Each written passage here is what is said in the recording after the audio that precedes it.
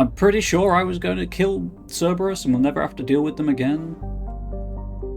Yangtze, I'm sure I feel confident saying is Cerberus. Yeah. Okay, so pull up the Voyager cluster.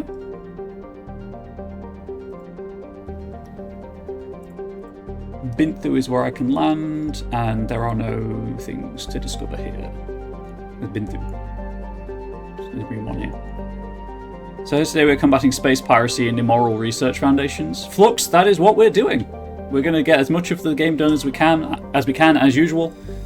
Dregear is a small, barren rock world with a trace atmosphere of krypton and xenon. The surface is frigid and mainly composed of silicates with deposits of magnesium, aluminium, and other light metals. Dregear has a weak magnetic field, making it unsuitable for drive discharge operations.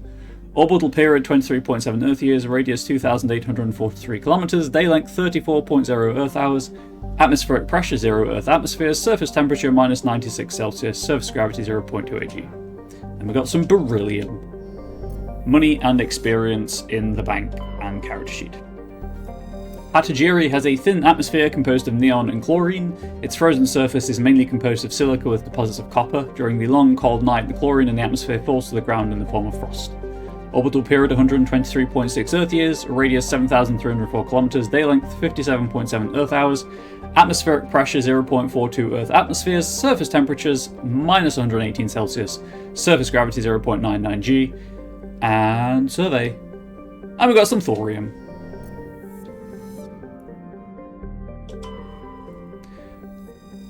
Alrumta is a small rocky terrestrial... Alrumta. That feels weird. It has a weird mouthfeel. Is a small rocky terrestrial planet with a trace atmosphere of nitrogen and krypton. Its frigid surface is mainly composed of light metals with deposits areas of frozen ammonia. I think they accented that sentence. Orbital period 35.2 Earth years, radius 3,718 kilometers, day length 39.5 Earth hours, atmospheric pressure 0.00 Earth atmospheres, surface temperature minus 96 Celsius, surface gravity 0.39 G.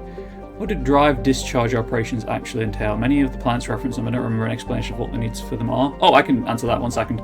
You detected a weak signal coming from the far side of the planet Alrumta. Joker brought the Normandy around and your salvage team picked up a small escape pod trapped in orbit. There's a long dead Turian inside along with a few personal items and a Prothean data disk. Drive discharge, I believe, is under... Is it technology? Ships and vehicles? Drive charge. As positive or negative electric current is passed through an FTL drive core, it acquires a static electrical charge. Drives can be operated an average of 50 hours before they reach charge saturation. This change is proportional to the magnitude of mass reduction. A heavier or faster ship reaches saturation more quickly. If the charge is allowed to build, the core will discharge into the hull of a ship. All ungrounded crew members are fried to a crisp, all electronic systems are burned out, and metal bulkheads may be melted and fused together. The safest way to discharge a core is to land on a planet and establish a connection to the ground like a lightning rod. Larger vessels like dreadnoughts cannot land and must discharge into a planetary magnetic field. The ship passes the charge from the drive core to the exterior armoured hull, then dives into the magnetic field. As the hull discharges, sheets of lightning jump away into the field, creating beautiful auroral displays on the planet. The ship must retract its sensors and weapons while dumping charge to prevent damage, leaving it blind and helpless. Discharging at a moon with a weak magnetic field can take days. Discharging into the powerful field of a gas giant may require less than an hour. Deep space facilities such as the Citadel often have special discharge facilities for visiting ships. So that's what the drive discharge is. Broadly what I remembered, but I was like, I could just read the codex entry rather than trying to do it from memory. Fun fact, chat, when I first played this game, I went through every system from the outside in, like specifically finding the planet in the least efficient way possible. Renshato is a close orbiting hot Jupiter with traces of sulfur. Its hydrogen helium atmosphere. I think they're missing a preposition there. Not a proposition, Chan. That's something entirely different. The disruptive gravity well of the gas giant prevented any planets from forming nearby. Orbital period 0.5 Earth years, radius 25,957 kilometers, day length 18.1 Earth hours. I apologise. The yawns have started early today for some reason. Binthu has an atmosphere of carbon dioxide with a permanent haze of toxic chlorine and clouds of sulfur dioxide that periodically drop torrents of acidic rain on the surface. Its crust is mainly composed of sulfur with deposits of calcium. So does it really require a magnetic field, or would skimming any planet's atmosphere work just as well or even better? I guess what they're going for is that the magnetic field draws the static charge out of the ship's hull. So I guess any medium that would act as an attractant for the electrostatic charge would work. Like most worlds in the Voyager cluster, Binthu has only been charted within the last 20 years by Alliance surveyors. It has no known native ecology. Data about the world is surprisingly brief and generic, painting a picture of an unpleasant and uninteresting place. Hey, my channels on Twitch and Moonbeam. Orbital period 5... Well, I don't have a channel on Moonbeam. I guess technically it's my profile on Moonbeam. Orbital period 5 Earth years, radius 5,935 kilometers, day length 53.2 Earth hours, atmospheric pressure 0.91 Earth atmosphere, surface temperature 94 Celsius, surface gravity 0.94 G. And we're landing on Binthu, where there's sure to be stuff to do.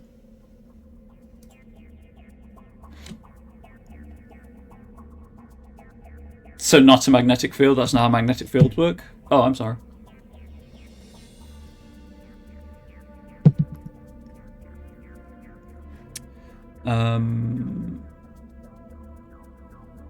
Any Cerberus, not Cerberus, any Thrashamals? No. Cool.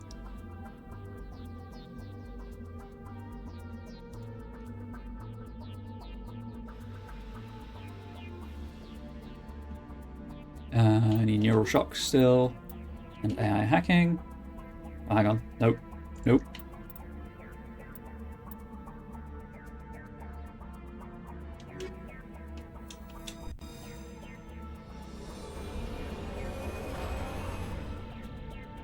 That was my interpretation anyway of drive discharge, was just dumping the static build-up into a magnetic field, or, you know, the ground. Nope, it's the thumbstick, you fool. While I appreciate them adding the 3D grass to the to planets that would have it, I think it kind of draws attention to how low poly the ground is, if that makes sense. Like the tool they were using to terraform to make these planets. Low poly is the wrong word, but it's the best I've got right now, chat.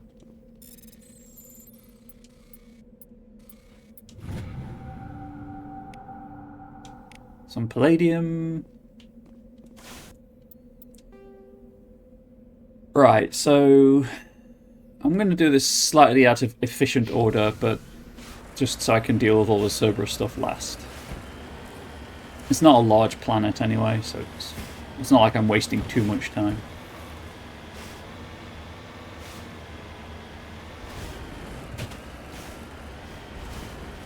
Right. This is bothering me now.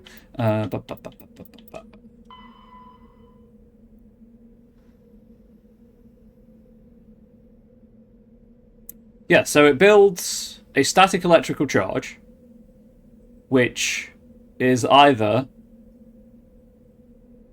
Which is then discharged into the hull of the ship, and then if it's on a planet, they use a lightning rod to put it in the ground, which makes sense. That's how lightning rods work.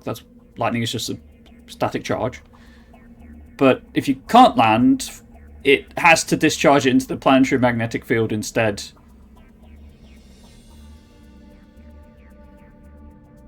It doesn't say why it has to use the planetary magnetic field. It just says they must use that.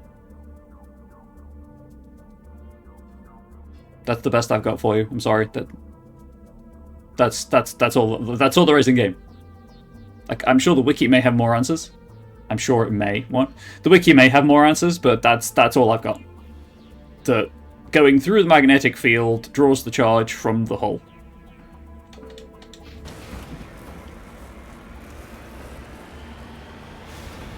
The lightning rod makes sense. Magnetic field less so. Also, I like how Pixis's moderation has just given that message the tone of debunking.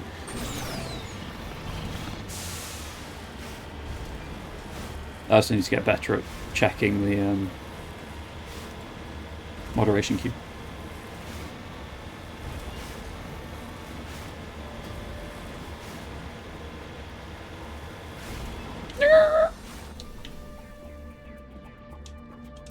That was the brakes, by the way, as you can't actually brake the Mako, you just stop accelerating.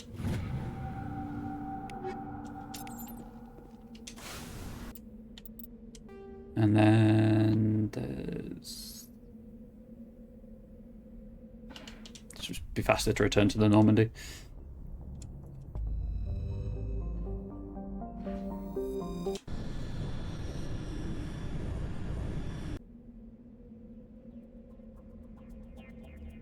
See if this message is important. If it isn't, I can reply to it during my wellness break and stuff.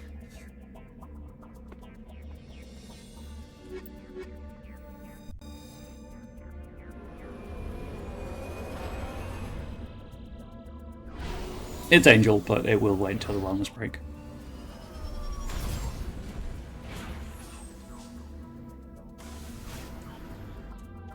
And then a map, and then here.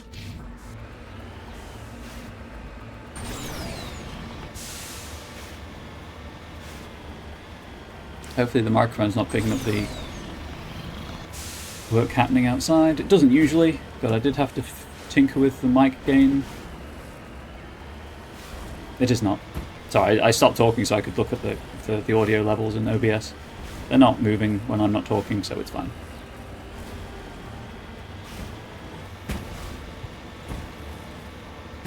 Just noticed I failed to close the curtains fully. That's on me. I guess there's ever so slight shade to the side of my face. Got it. Also, this would be incredibly dangerous since only the electron moves. A positive charge on the ship would actually result in the planet discharging into the ship and not the other way around. Don't need an electric medium to discharge through, but the magnetic fields don't actually provide that, whereas any atmosphere would, since the static charge would, like lightning, create a charge imbalance. Yeah, I figured that would be the case. Regarding the atmosphere would work. As messages were delivered out of order. Interesting. Weird. Yes, ma'am. Ready. Yeah, in the Mako. Thank you.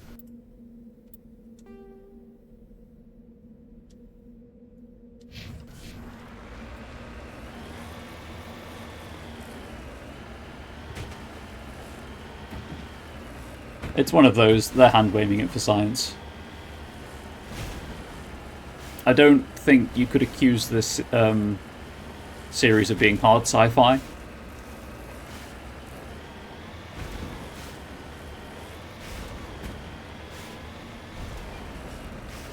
Oh, look, another Prothean pyramid. Chat, we're going to the Shadow Realm.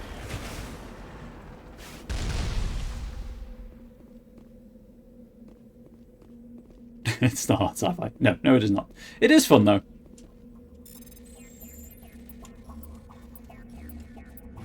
And I'm not... there are a few children's toys and some ragged clothes stuffed inside the top of this monument along with the Prothean data disk. I'm not going to begrudge them some wonky science.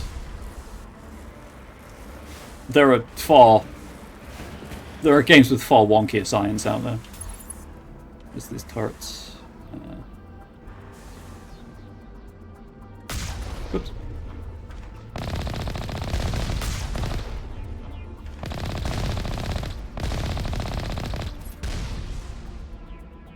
I don't think you're putting the entire pyramid in the Mako, but you don't understand.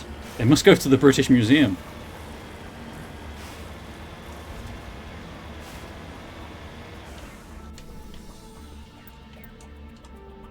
There's a colonizer joke. Oh, right, yes, shotgun. How could I forget?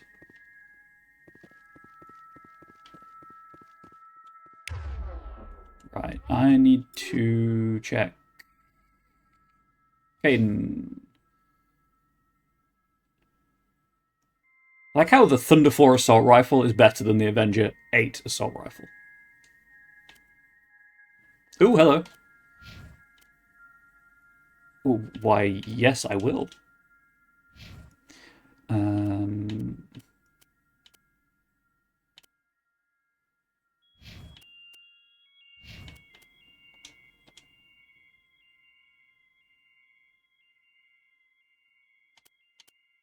He's doing assault rifles and pistols. As is Liara. Cool.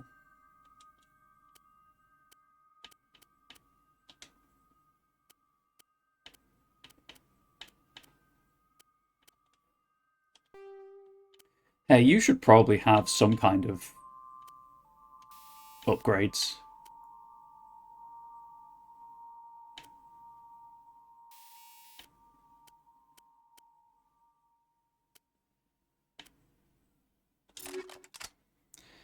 Let's probably upgrade the pistol as well. So the chemical became polonium.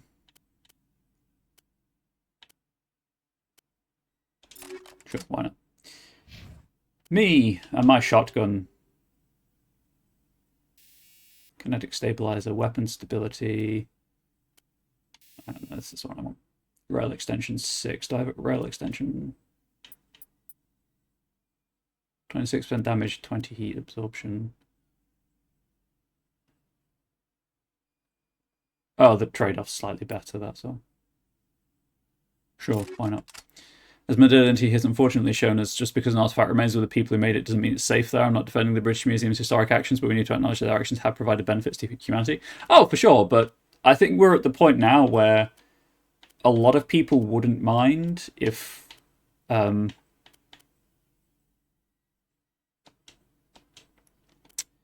like replicas were made of an item, and the item was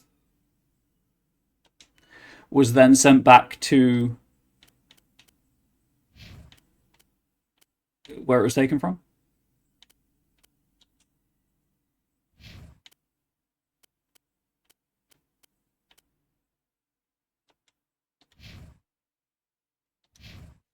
Okay, after having done all that, let's assault rifle and assault rifle.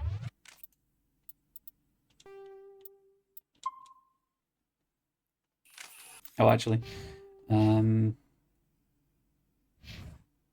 yeah, neither of them have any weapon training, so it doesn't matter if they get assault rifles or pistols. They're equally bad with both.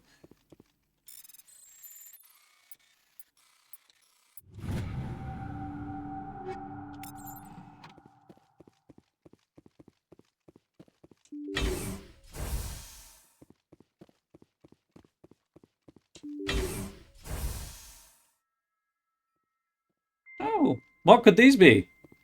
This is new. Finally, some action.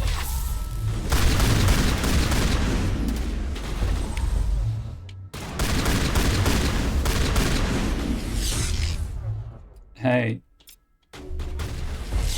Shields down.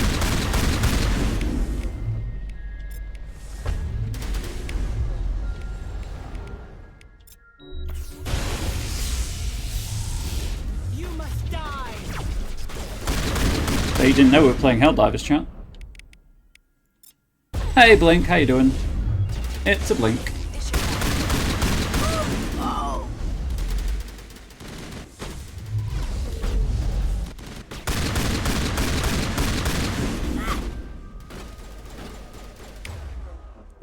What have I got? How you doing, Blink? Welcome in. You've eliminated the threat at this facility. Continue to one of the other nearby labs. I mean, I could do that, or I could run around and loot the place. I would mind only because those artifacts are the purview of humanity, so individual country, or replicas are great and sometimes better to have the originals and goods. It's good since we may study them more in future as new techniques. Oh, yeah, like, here's the thing. Looks like Cerberus has other bases on this world, Commander. I would like them returning to wherever they came from, but on the understanding, you know, that they're still preserved and not just yeeted out of wherever. Helldivers, are we delivering a shipment of liberty? We are. To Boston.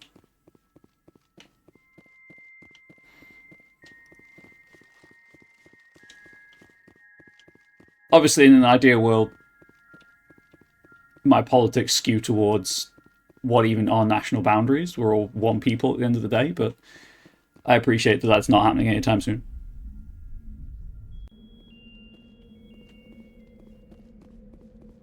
And in the scheme of things, a lot of the stuff was stolen. So that's that. This one. American intensifies.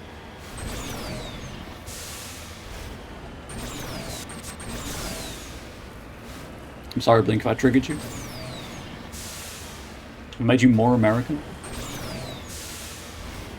Cali squared? Cali squared? Florida squared? That's a patriotic ham. Of course, that's Harry's ham.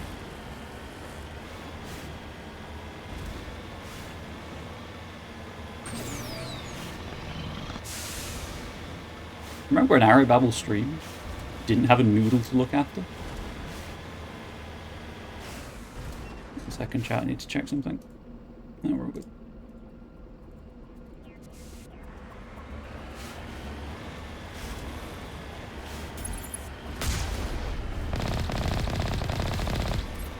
Oh, I'll demonstrate, by the way. This is what I was talking about. They shoot at the front of the Mako.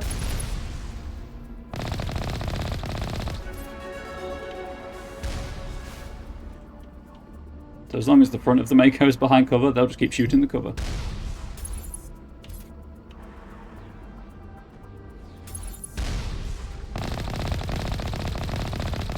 Average farm remembers. I remember. Do so devices not like Egypt has a significant short sites being stolen. Yeah. The destruction of relics is, pardon my French for this incredibly brave opinion, real fucking stupid.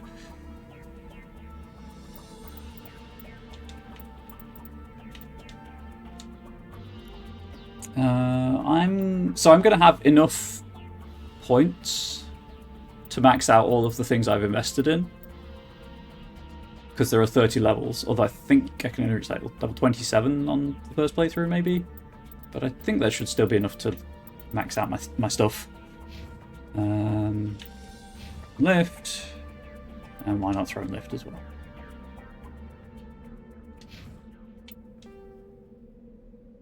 Why am I multi-streaming? What prompted that?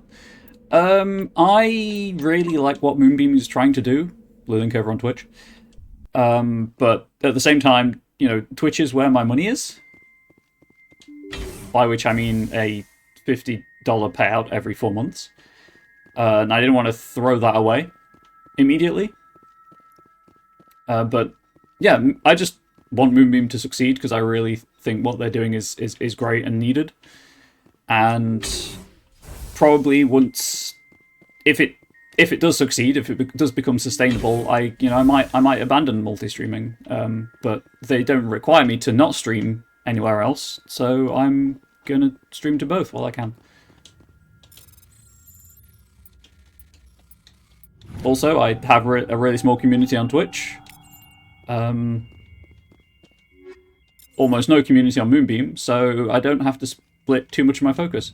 You never heard of Moonbeam? It entered open beta last week, so I'm not surprised. Basically, you pay for subscriptions and things like that with their equivalent of Twitch bits. So they take a cut when you buy the microtransaction currency, but the creator gets everything else. There's also, sorry, my cat's in the way. There's also no channel particularly. It's all around communities called realms. I don't know if you can see the cat tail in front of my face. And because everything is done via the microtransaction currency, moonstones, if I had a realm or like a stream team or something, or a moderator I wanted to pay, I could granularly break it down. Like I get 75% of the moonbeams donated to the realm, and my moderator gets 25, or co-streamers get 25, or whatever. You know, however you agree with the people that you're working alongside. It's a more ethical way of doing it than the Twitch. Well, I just fell over.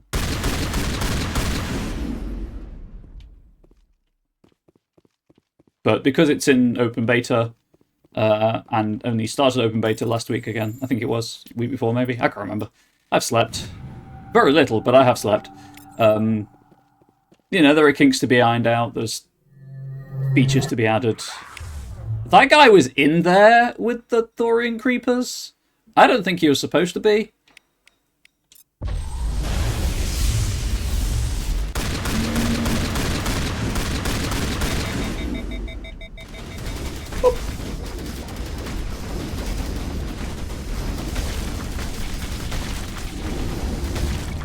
There's no sign of Kahoku among the group corpses. He must be at one of the other I labs in wonder the what area. horrors Cerberus will have waiting for us at the next base.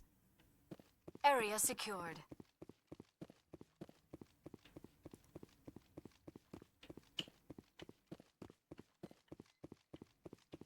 Also, you know, going back to the Moonbeam at Twitch thing, just want to stick it to Amazon. Sounds nice, but I don't see it succeeding. Twitch, the most well-established news live streaming, isn't even profitable. Yeah, well, therein lies the issue. Which is why I'm doing what I can to help it, you know, succeed. Even if it's in a really small and tiny fashion.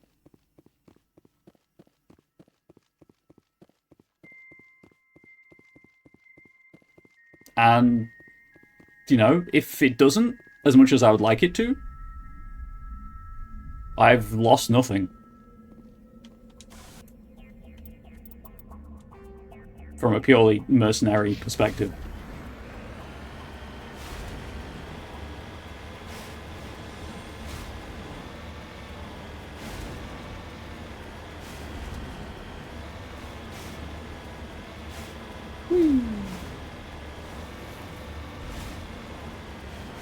The extremely reductive summary, Blink, I guess, is it's like Discord, but with dedicated streaming. Because realms are set up kind of like Discord servers.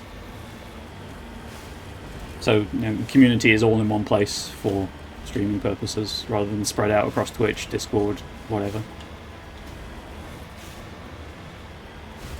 Facebook gaming, Discord, whatever. No, Facebook gaming. Does anyone still use that?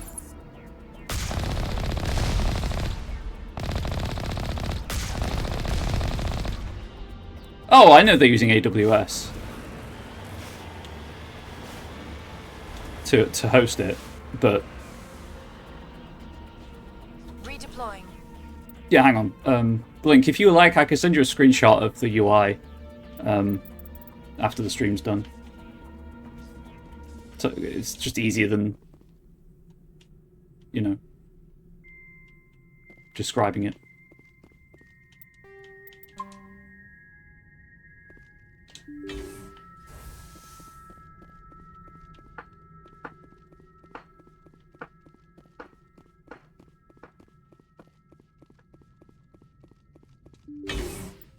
Check the moderation queue. We're all good.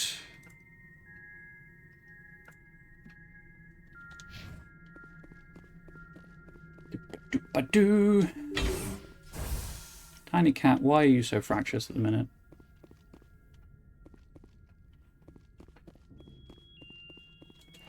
What is it, little one? Come on up.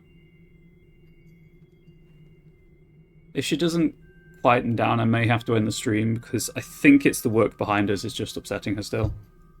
You know, all the loud noises. Because as soon as it stops in the evening, she's fine. You must.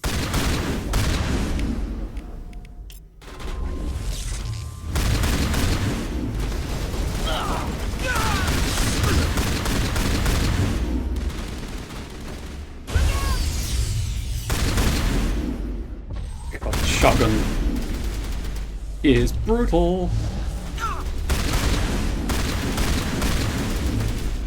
You must die. Gonna grab some water? Sure thing. Cat's gone. So I'm gonna wheel the chair back under the desk. One last stop to make, Commander. We owe Kahoku that much. No, Kahoku! That's it. Bag him and tag him. You check for reports but find none. Admiral Kahoku is dead. Despite the ferocity of the creatures he was sealed in with, there are no signs of trauma on his corpse. The needle marks on his arm suggest a different means of execution. Oh, Goddess. It's Admiral Kahoku. Cerberus must have tracked him down. They will pay for this. We will dismantle them and we will never see their like again in this galaxy.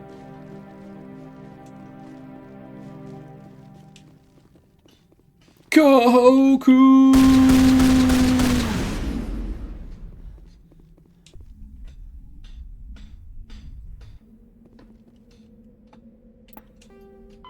Destroy the main Cerberus facility.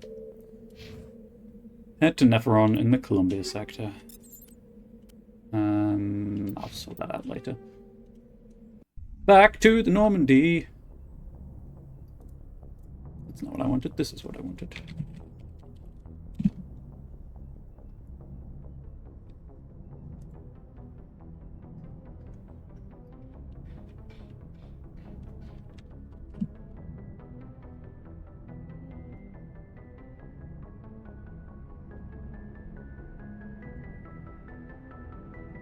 Sorry, chat, I'm just grabbing a screenshot for Blink's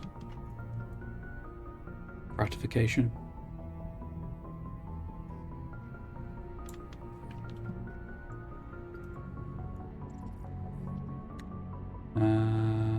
Ba-ba-ba-ba.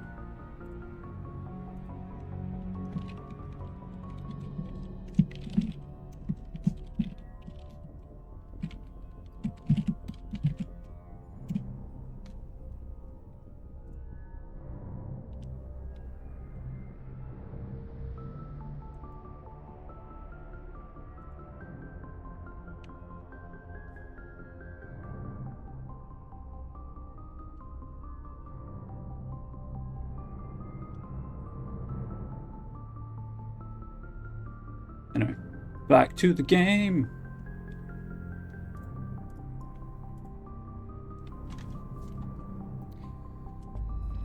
Colombia.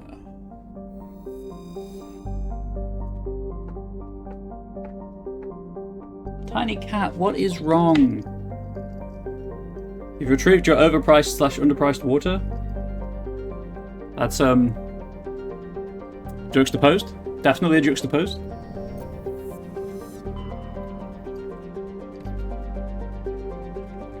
Oh god, the cat's on the keyboard.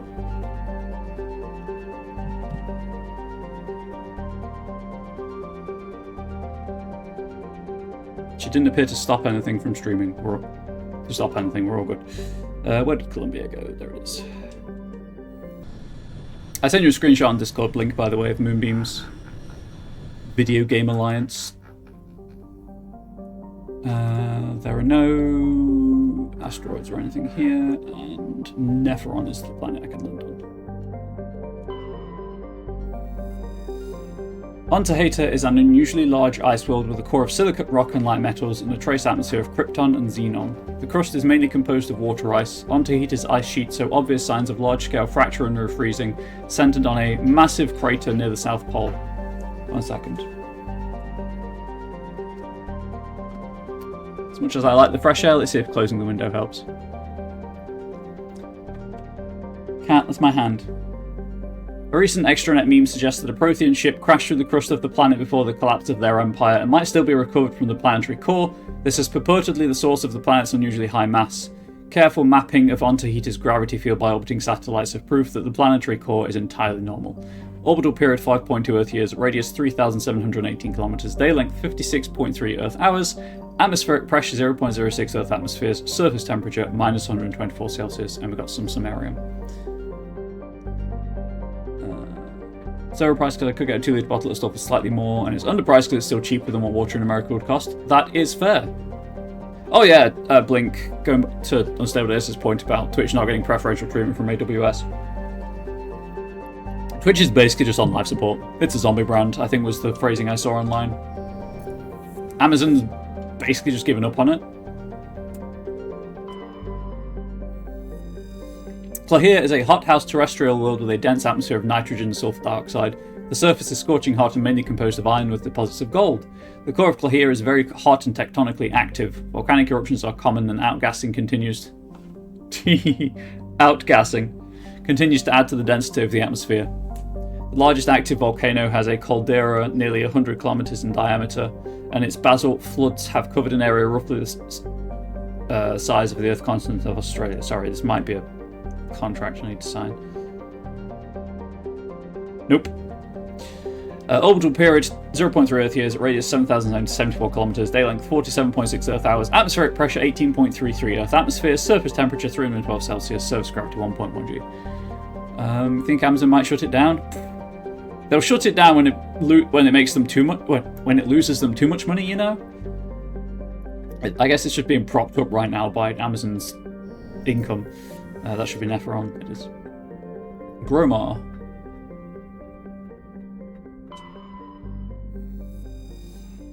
Gromar is a rocky terrestrial world with a trace atmosphere of krypton and xenon. The frozen surface is mainly composed of copper with deposits of calcium.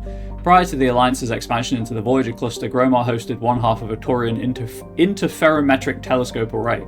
Connected with similar telescopes in the Attican Beta cluster by an expensive chain of FTL convoys, the two functioned as a single virtual lens with an effective aperture equal to thousands of light years between them. The Taurians used this to chart the terminus systems with great accuracy. Orbital period 115.6 Earth years, radius 4,911 kilometers, day length 30.3 Earth hours, atmospheric pressure 0.13 Earth atmospheres, surface temperature minus 218 Celsius, surface gravity 0.28 G. Scans of the planet Gromar revealed a derelict space station in late stages of orbital decay. A small team was able to recover some state items of interest, among them a League of medallion.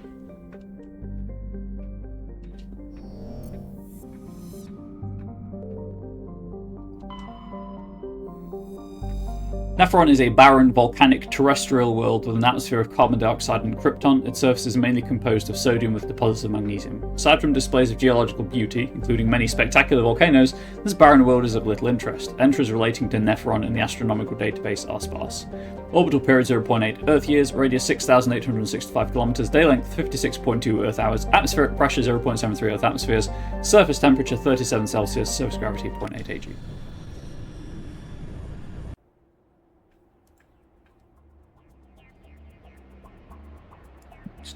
Clearing things off of my to-do list. There is demand for the service, but as seen with Twitch, that doesn't translate into profitability and by extension viability. I think mostly because up until now, okay, there is a Threshmore on this planet. Everyone's just kind of copying Twitch, and the Twitch model clearly is not profitable.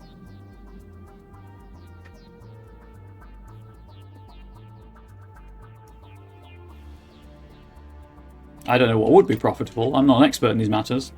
Talk to a data scientist for that, but I assume it's number one. Yeah.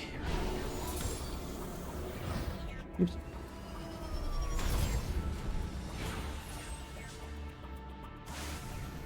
As plenty of mobile games have proven, you can be profitable just by selling microtransactions.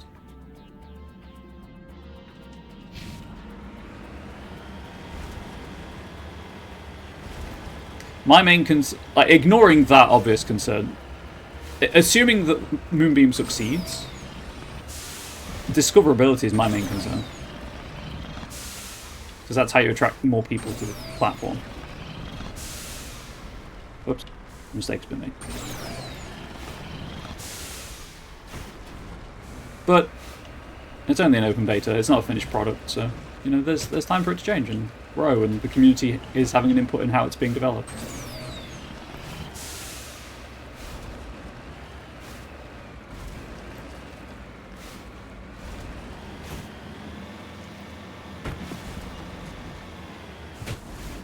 Also, it's yeah.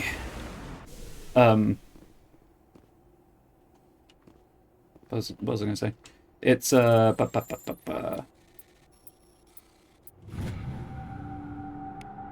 attracting a sizable TTRPG crowd. That's what I was trying to say.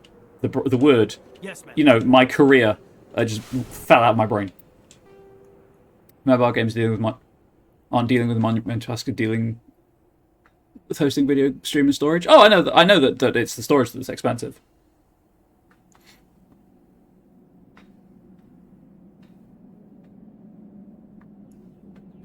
But at the same time, I'm very much of the opinion that it's incredibly easy to say, why bother if it's going to fail?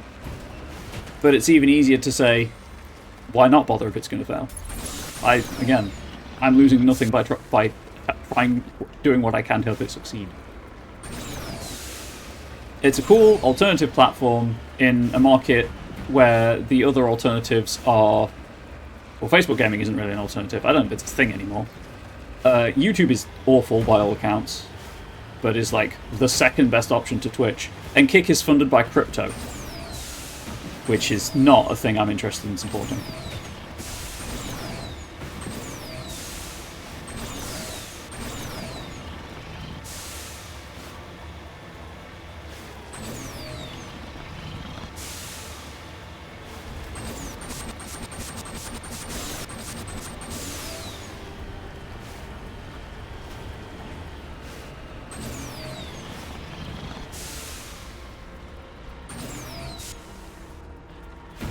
in case that was not obvious, in case that needs saying, I do not support cryptocurrency. Well, here's the thing. Ethically, I believe that there are circumstances in which it can be supported. I know, for instance, there are places in the Middle East where it's the only readily available currency that people in poverty can access for some reason. That's just a world economy thing. And, you know, that's an good ethical use case for it, but by and large, it's a problem. AWS is something you deal with every day for work. That's fair. I mean, it's like the largest hosting, right?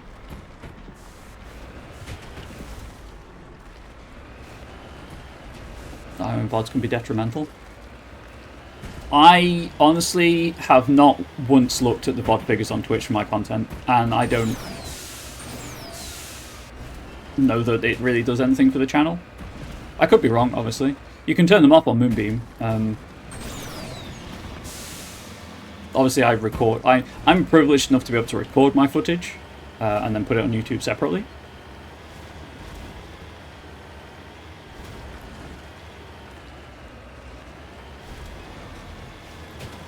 For that kind of secondary passive audience. YouTube, you're on passive. I love each and every one of you for wasting your time on my content.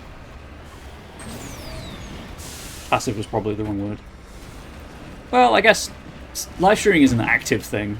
I'm actively doing it, whereas on YouTube my content is just passively waiting for the algorithm to be like, hey, you might like this potato tier content.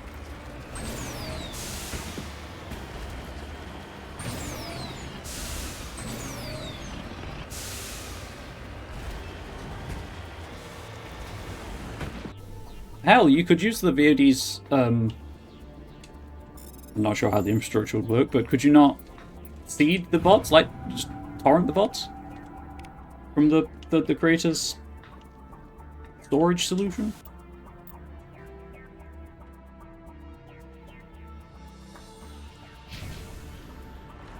Peer-to-peer streaming? I think that's what that is. I could be wrong. It's been a long time since I looked at the correct terminology around that whole side of data sharing.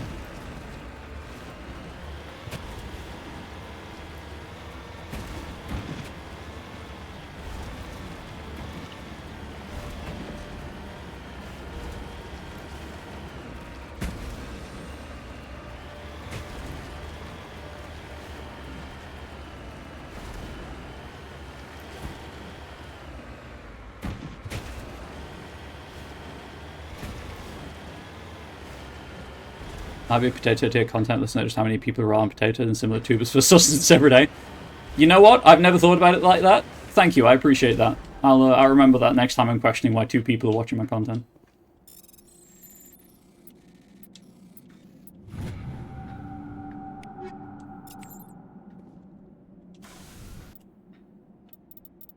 You heard it here first, chat. I'm a tuber.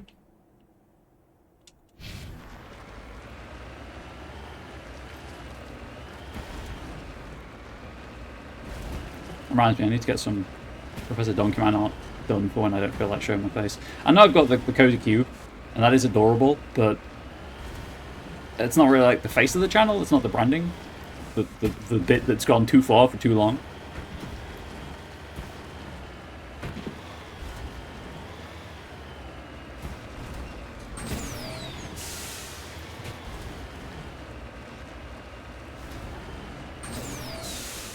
Also, I mentioned this last time, playing RE2 Remake for reasons off stream, and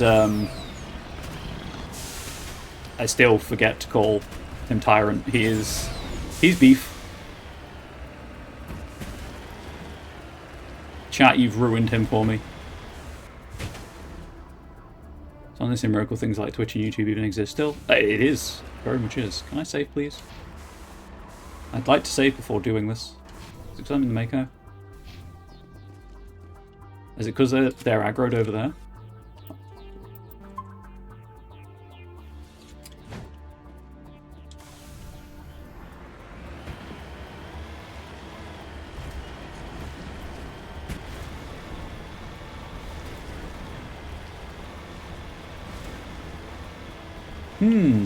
What's this? I should get out and investigate. Never mind.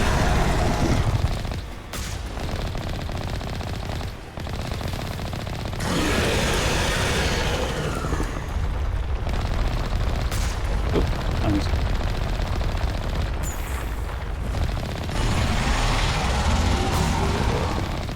Oh, well, that's way quicker. Just let it catch me. Okay. Good to know. Uh-oh.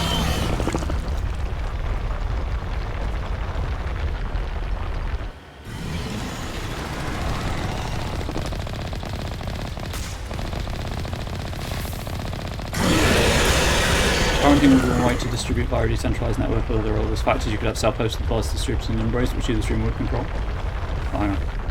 Catch me. All that works too.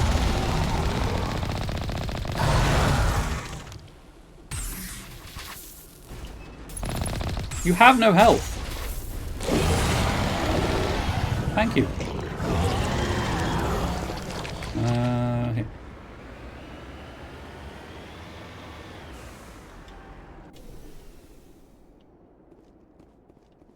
It's a great way to spread computer viruses. Well, yes, there are unethical people out there.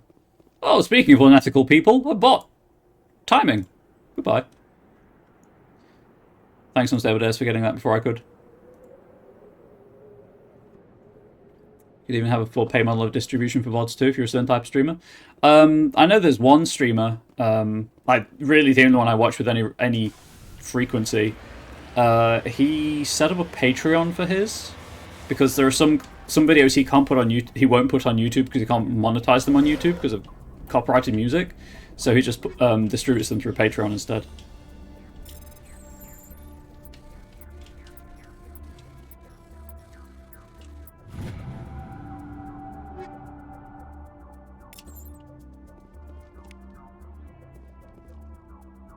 But equally, he backs up every recording he makes. Whereas I make a local recording while I'm streaming, I upload it to YouTube, and I delete it because I don't have the money for storage.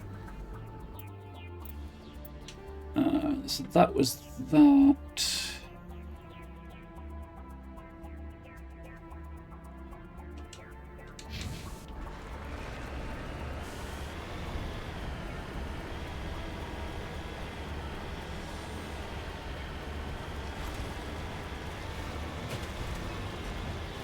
Also, I'm actively not thinking about how a lot of things like streaming could be made more sustainable with investment from the ultra-rich, because that just makes me angry, and I'm here to have a good time.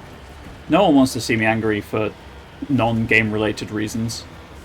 I'm sure you'll enjoy it when I get frustrated at games, but... That's the corpse. I saw the word Solarian and I was like, that's probably a corpse. Legal 1 medallion. The Cerberus soldier had an identification tag. Cerberus? It's a Solarian! Had an identification tag for Captain Vossynth, one of the Solarian soldiers responsible for capturing the League of One. It's unclear how he came into possession of this relic. Past the era of endless investor money for tech projects? Well, yes, because they always want return on investment. If I had the money for it, chat, like, I don't want return on investment, I want you to make a good product.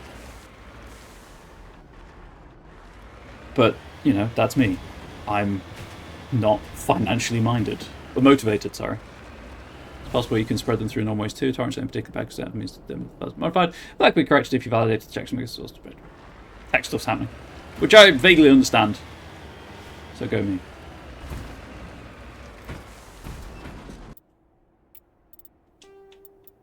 I guess my wish list for a streaming platform is 1, make it sustainable, 2, fair for the streamers, and 3, as environmentally friendly as possible. Goodbye. And it's a perfect 10 from the judges. Ah, it's only 2. Whoa, got some distance on that one.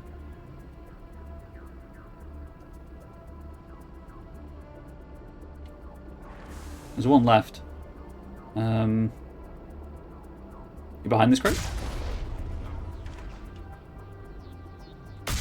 Nope, got him.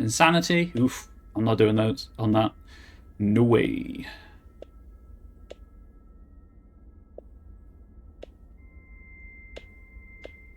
Kill 100 enemies. There we are. But the achievements don't track, so there's that.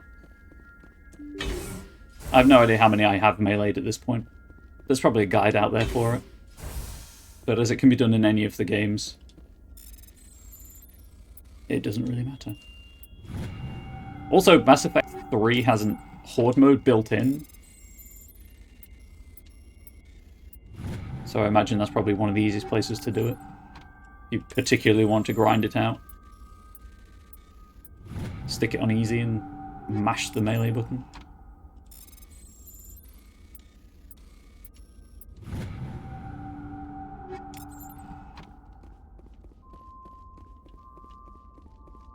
Or heck, you could even just reload Eden Prime over and over again, mash and beat the living daylights out of the that first gas spore you encounter. I mean, yeah, it'd take a while, but you know, it's easy.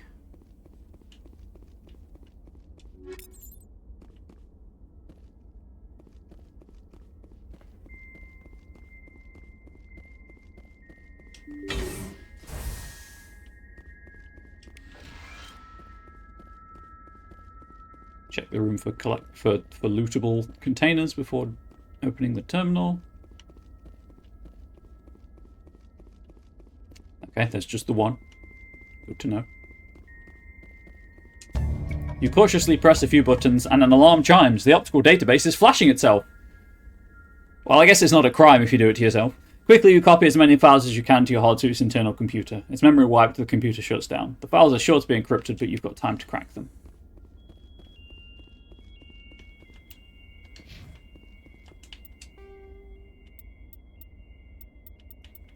Should we Hades as dogs? Yup.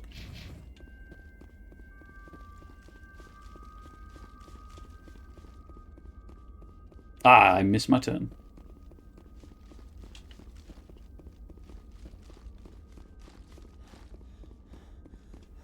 Oh no, I'm fatigued.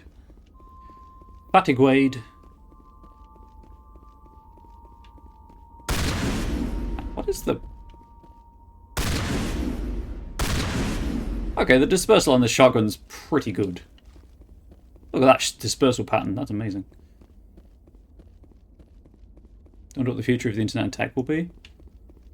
Yeah, I try not to think about that because just the scale of it and the environmental cost of it getting bigger, but at the same time, where we are right now, pretty sure the world won't survive if we lose it.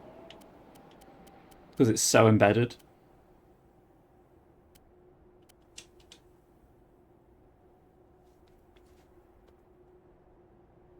That is a not insignificant damage increase. I'm going to do it.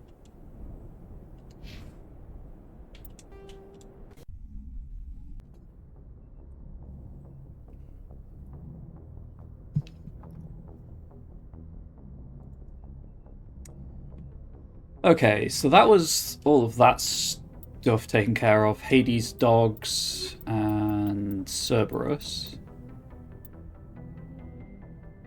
You found a major Cerberus base and ended their sinister experiments in this cluster, avenging Admiral Kahoku's death and removing a danger that could have threatened the entire galaxy. Styx Theta unlocks after Noveria. Hades Gamma... I could go and do one bit of that, but I can't do the other 2 bits of it without.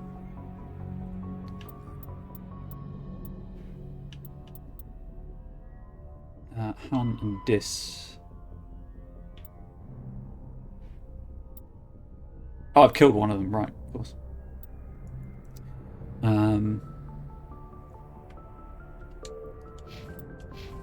Still not quite at 80. I know if I go to Noveria, I can get those points.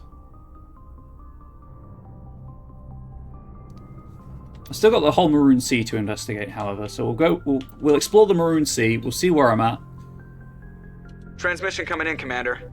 I think you're going to want to hear this one. Greetings, Commander Shepard. I represent a party interested in obtaining information on Cerberus activities. Shadow Broker. Who are you, and who do you represent? Who I am is inconsequential. Suffice to say, I am an agent for the Shadow Broker. Called it. You see, Admiral Kahoku contacted my employer looking for information on the location of any Cerberus facilities. We provided that information on the promise that he would turn over copies of all files gathered from the Cerberus systems to us.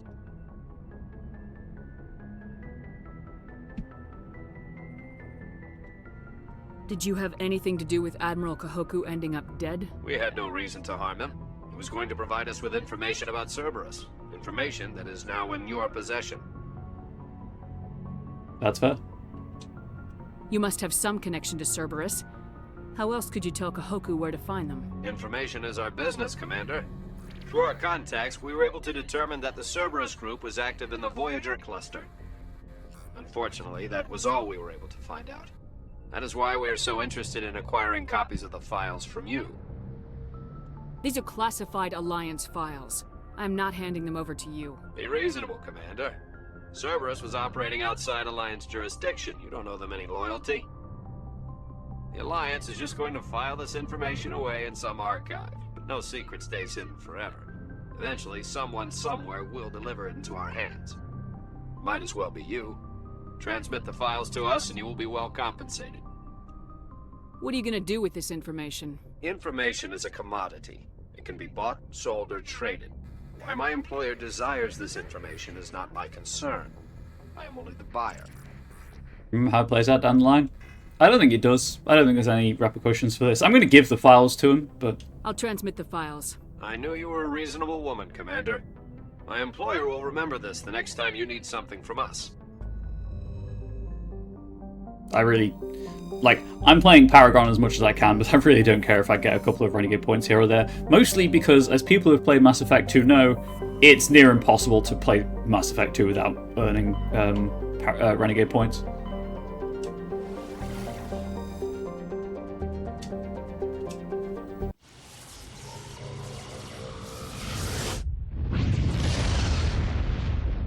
There is 4 planets and a freighter I can land on.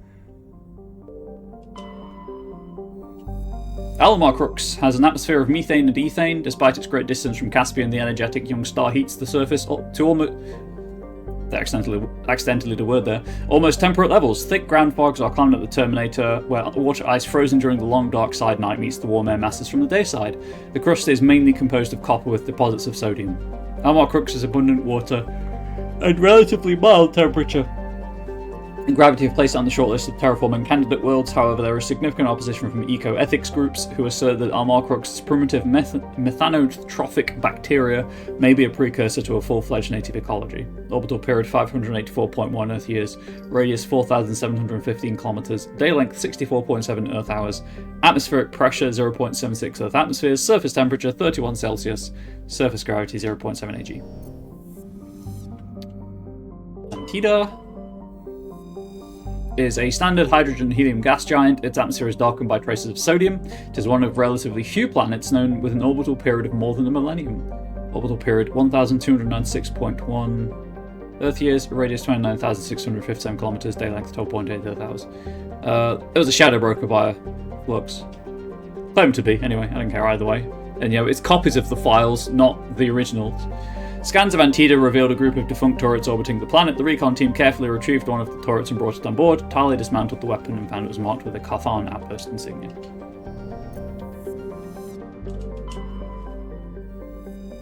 Klatanka is a large but low-density terrestrial world with an atmosphere of nitrogen and carbon monoxide. Its crust is composed of sulfur and unremarkable silicates. Occasional deposits of heavy metals, usually the result of meteor strikes, dot the surface. High-speed winds powered by the hot blue star Caspian present a constant hazard. Atmospheric entry is hazardous, and EVAs are discouraged. Orbital period 124.7 Earth years, radius 7,810 kilometers, day length 19.7 Earth hours, atmospheric pressure 0.73 Earth atmospheres, surface temperature 92 Celsius, surface gravity 0.7 Ag. Doesn't seem like it has any significant knock-on effects. I didn't think it would. I mean, obviously, there are reasons I didn't think it would, but I can't go into those without spoiling Mass Effect 2. Bonori has a trace atmosphere of carbon dioxide and helium. The surface is mainly composed of silica laced with iron oxides, indicating the world had an oxygenated atmosphere at some point in the past. Given the relative youth of the blue star Caspian, and a significant gravity well. Up on Nori, this must have occurred with astonishing swiftness, perhaps a result of some cataclysmic event. Further research is required.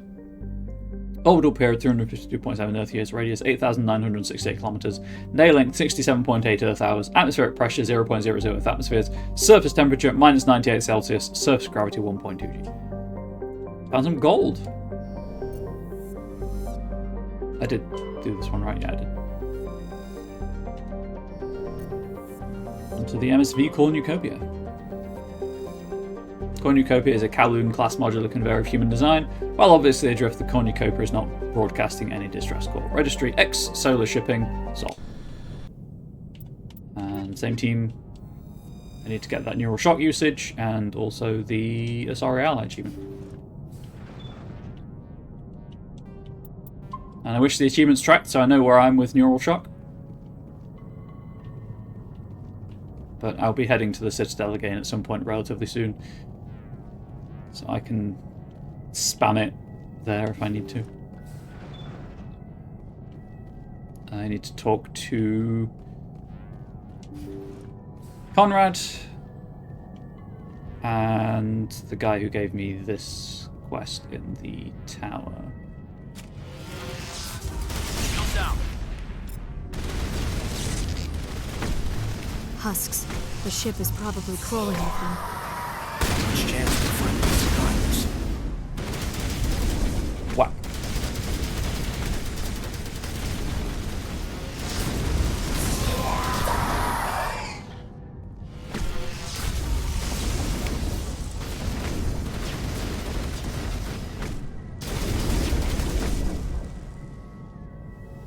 Oh, that's the arrow.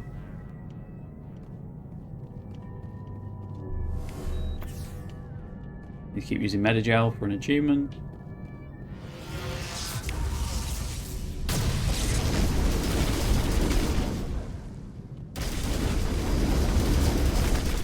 This would be a really good one for Pally's AI hacking.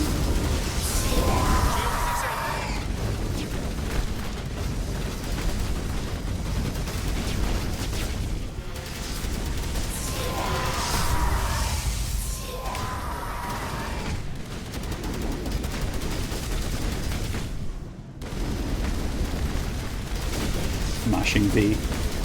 Hate the cooldown on the melee attack.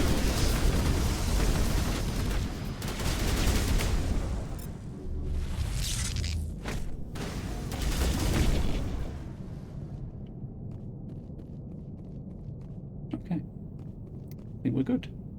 Which is good, because the noise the husks make really does not jive with my hearing, my brain. Hey tiny cat, what's wrong? Oh, no. There's more.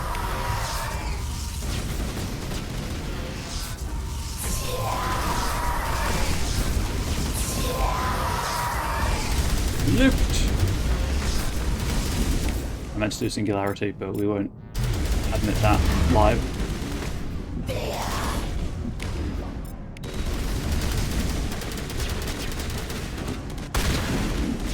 Oh, I'm dead. Yeet!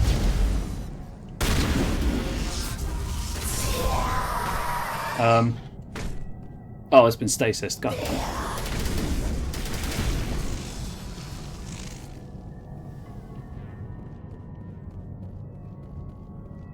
It's another reason I don't like stasis. Are you doing crimes? It's a trick question. She's a cat. She's always doing crimes.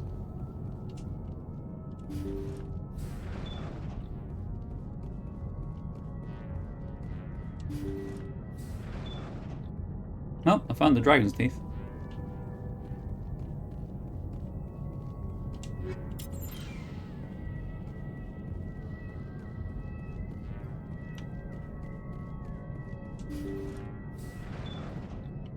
More dragon's teeth. Got a whole set of dragon's jaws, chat.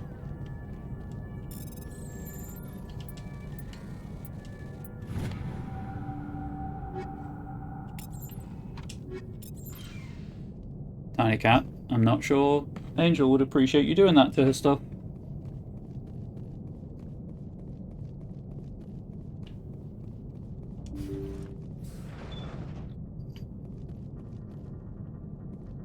The logs show this ship was exploring near the Perseus Veil. Looks like they found some kind of alien artifact. They brought it on board, and then... This makes no sense, Commander. They plotted a course straight into the Perseus Veil, like they wanted the Geth to find them. Maybe they did. What else do the logs say? The entries don't make a lot of sense after that. It's like the captain's mind was falling apart. It doesn't say anything about how they got back into our territory. The Geth transformed them into husks and left the vessel where they knew it would be found. A warning to other organics not to enter the Veil. The air in this freighter is disgusting. The logs show that they brought it on board, and then... That artifact must have done something to them. Why else would someone fly into Geth space? The Geth transformed them into husks and left the vessel where they knew it would be found. A warning to other organics not to enter the Veil. So we're all done on that front. That, I believe, is Colony... is that Colony of the Dead?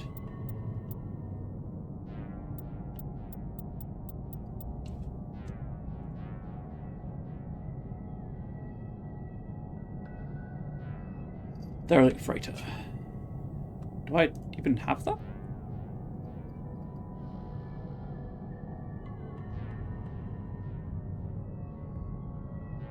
Oh, you get this assignment after you finish it.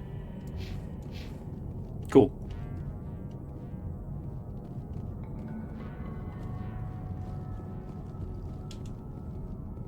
So I assume it'll be once I get back to Normandy. Glanced at the minimap in time to see my my allies teleport.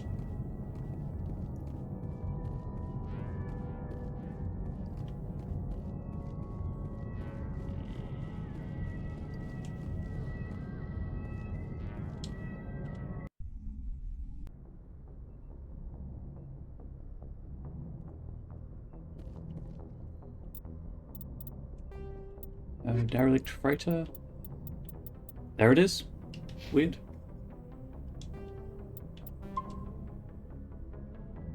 Save the game.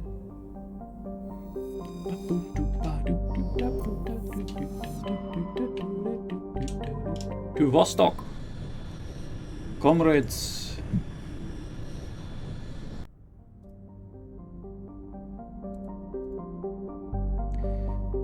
There is an asteroid in this system, and the planet I can land on is Nodocox, which is next to the asteroid, actually. So that works out quite well. Klamarthu has a reducing atmosphere of methane and nitrogen. The surface is hot and mainly composed of sodium with deposits of uranium. In terms of size and orbit, Klamarthu is a virtual twin of Earth, but utterly lacks life. Orbital period 1 Earth year, radius 6,028 kilometers, day length 18.8 Earth hours, atmospheric pressure 0.9 Earth atmospheres, surface temperature 95 Celsius, and surface gravity 0.9 G. I think they specified size and orbit, because that average temperature is a bit higher than Earth's. Despite our best efforts as a species, the geological properties of Alco have been scanned from orbit, but little else is known about it. A fairly typical mix outer system terrestrial of rock and ice. Alco has a trace atmosphere of krypton and xenon. Its crust is composed of silicates and water ice with deposits of aluminium. Unregistered starship traffic has been recorded in the vicinity of this planet. Travel is not advised. Orbital period 28.7 Earth years, radius 4,949 kilometers, day length 45.2 Earth hours, atmospheric pressure 0, surface temperature minus 167 Celsius, surface gravity 0.5 G. Petiton, a rather small hydrogen-helium gas giant, Petiton's atmosphere contains large quantities of chlorine, which is why it looks like urine. Orbital period 110.2 Earth years, radius 16,622 kilometers, day length 18.6 Earth hours. Not that urine has chlorine in, but chlorine gas is, a very distinctive shade of yellowy-green.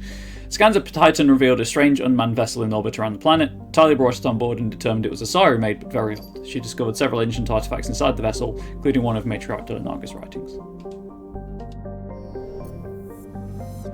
The amount of stuff we fit in the Normandy's cargo hold is frankly impressive. Some palladium from a metallic asteroid. And this is the planet we can Looks land like we've got an active distress beacon on the planet below, Commander. No message, just a locator signal. Nodocrux is a verdant world with abundant water, temperate climate, a thick nitrogen-oxygen atmosphere, and a rich ecosystem. It would seem to be perfect for life. The relatively high percentage of oxygen makes humans feel energized and alive, though it has also allowed insect analogues to grow to frightful sizes. By the way, oxygen density, I guess it's not the right word. The amount of oxygen in the atmosphere does not necessarily lead to gigantism.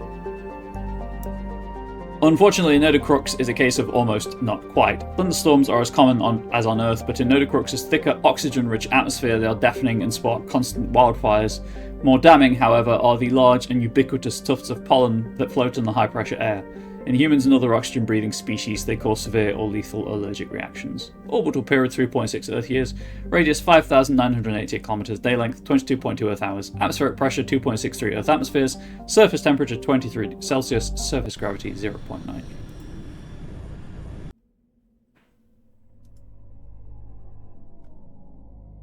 Just checking for thresher moors.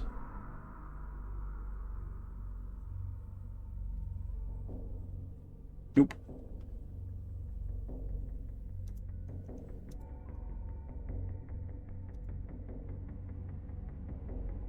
And number 1 is cool.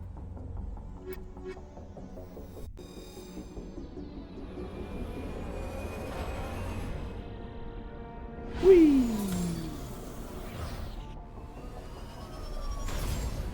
What a good loading screen.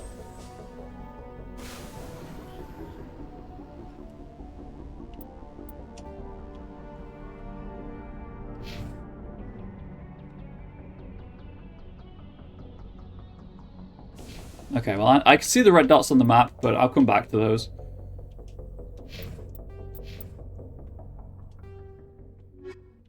Exogeny facility. I put the marker on the wrong point, so this is where I'm going to end up. We're going to start here. Oh, is... Whee! Gotta go fast.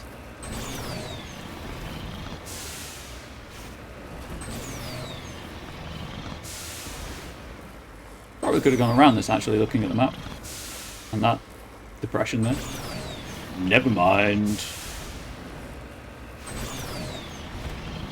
Oh dear. Boop, boop, boop.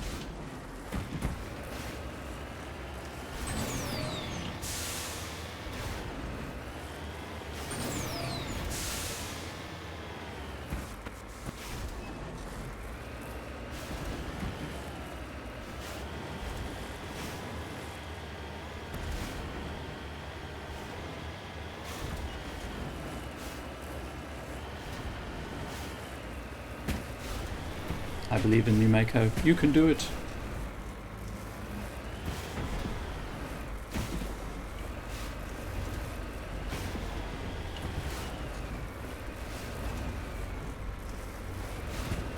You've got 6 wheels for a reason. Use them. Oh dear. I really wish they'd put more thought into these planets when they were designing them for people to drive all over.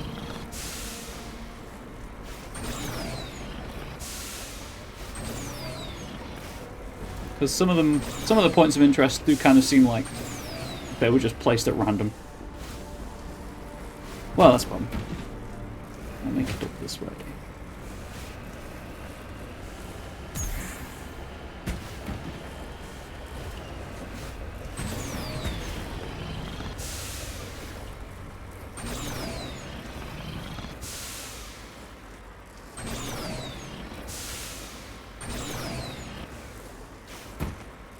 Huh.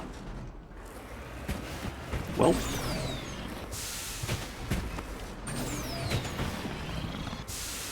The cat's just got the zoomies. So that's cool also. Right, I'm out of the hole, which is the important thing.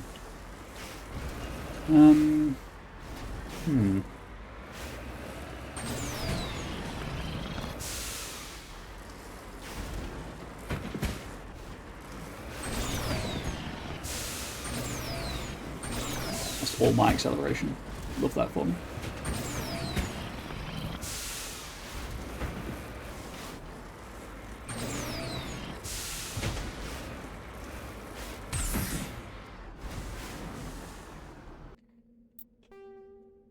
Okay, so I am pointing at what the topographical map says is the easiest way in. Love that. Absolutely love that. Let's see if I can get in over there.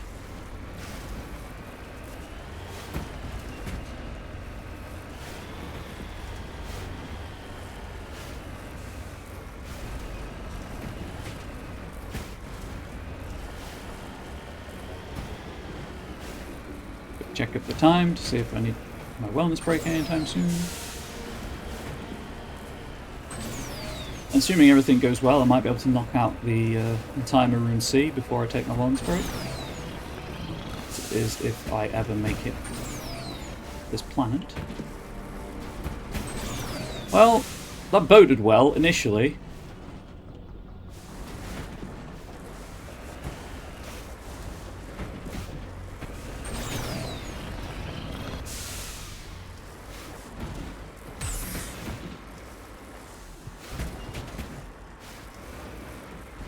I think this is just the depression I was in last time. Over here. Oh, what's up here? Can I get up here?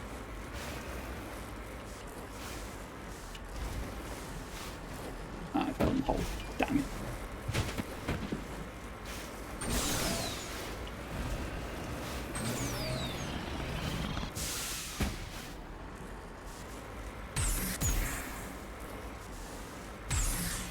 Chat. The Mako is stuck.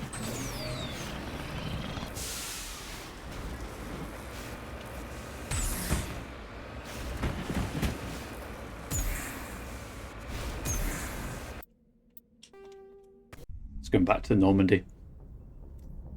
Fine. Let's try an alternative approach, shall we?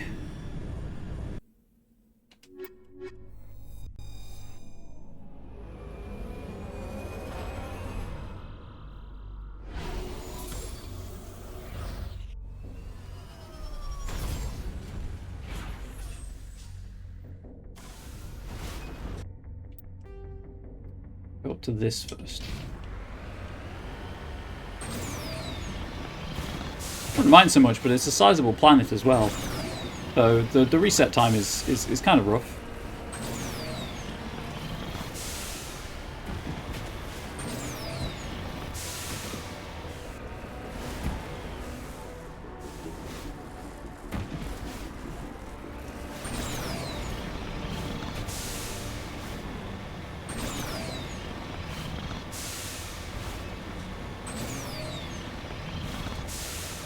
Taking a nice, leisurely drive along flat-ish ground while I can.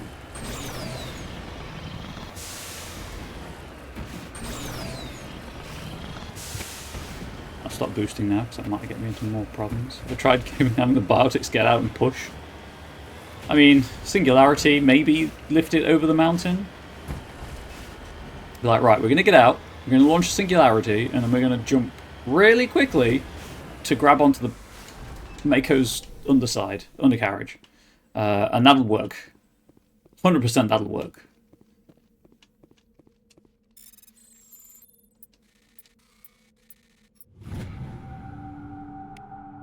This escape pod is half buried in material that was washed down from the mountains. Though it has obviously been here for centuries, the computer still has power. Linking them with your hard suit, you recover a batch of files containing data on the Thracia colony.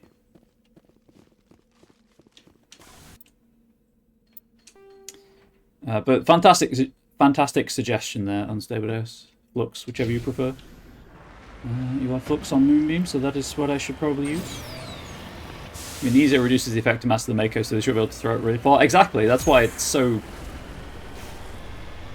jittery to control and why people hate it.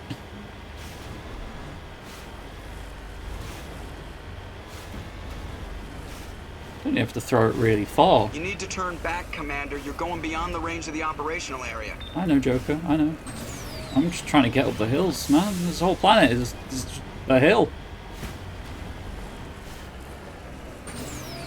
Oh, my mother is playing Borderlands again.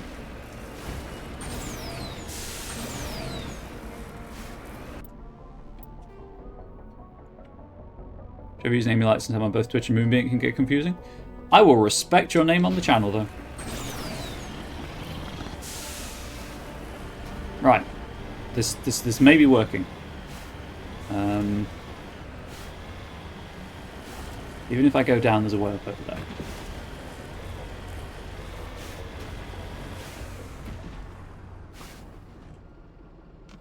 Ah, dang it. It's on the other side of this formation. I think his planet was named Bethesda. Ooh, shot fired. Oh, sweet, Space Cows.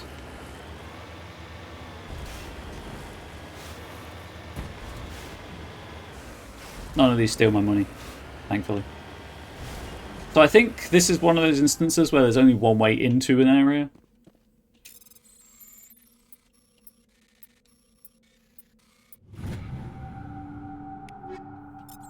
That really wasn't worth the effort it took to get here. I'm just going to reload the map.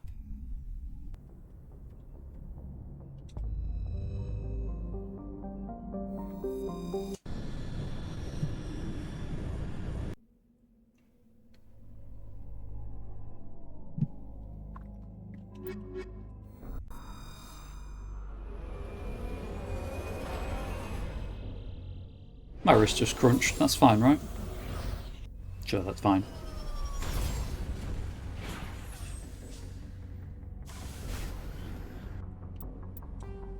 We're going over here where these red dots are.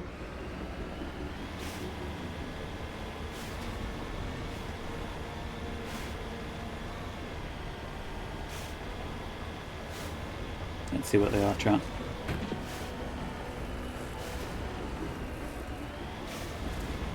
Apart from over here and too far away.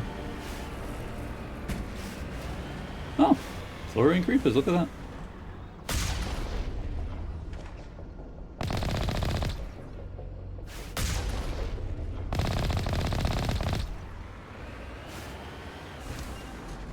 Anything I can do with this? No, it's just random Thorian creepers. Interesting.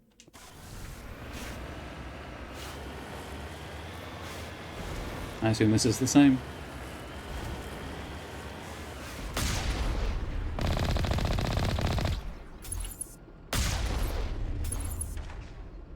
Where are you going?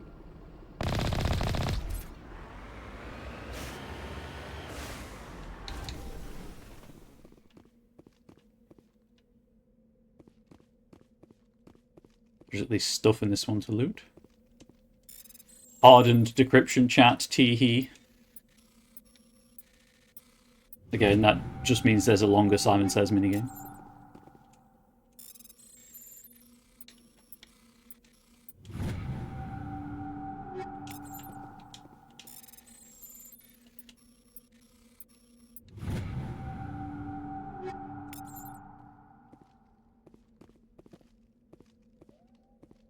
I've also just remembered that the Bring Down the Sky DLC has a morality reward in it. So I can just do that. I don't have to do Noveria. We can do all of the side content and then... there is a Rachni song around here as well. I just don't want to wait for it. I think it was this one. Yeah. You know what? Why not? Let's spare a few minutes to see if the Rachni song plays.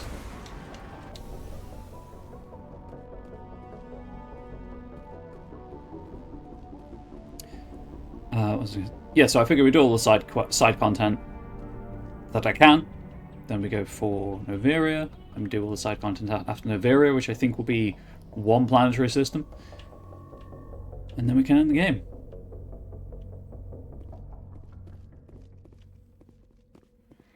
Or we can play the, the story to the end. Because I've done all the assignments that are in the game. Okay. I tried.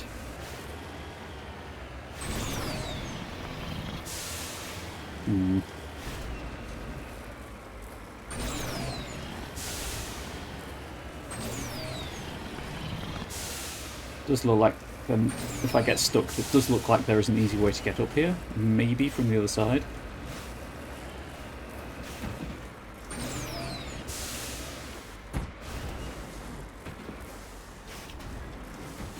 Right, can I save the game? I can. I'm going to save the game just in case I banjack. Oh no, get back in. Banjacks this. Horrendously. Over here somewhere. There it is. I can see it. Just gonna let gravity do its thing. Absolutely no friction in this fall. That's the power of an ESO core. Yes, ma'am.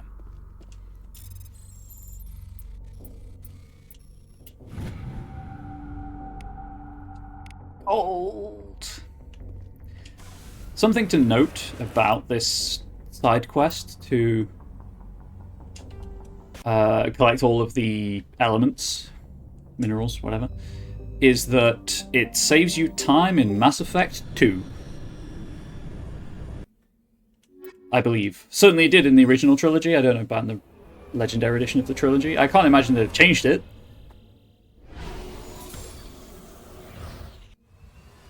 But it gives you a whole host of resources for Mass Effect 2 if you carry it over in a save.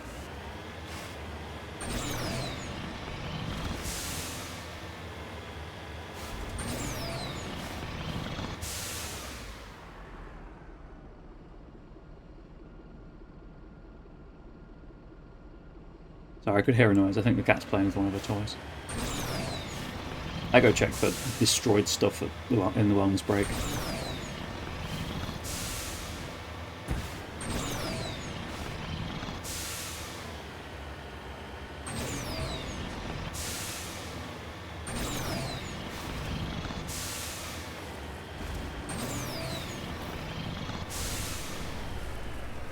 I think I need to go up. I mean, I can't go up there, obviously, but I think at some point I might need to go up. Never mind, go back down.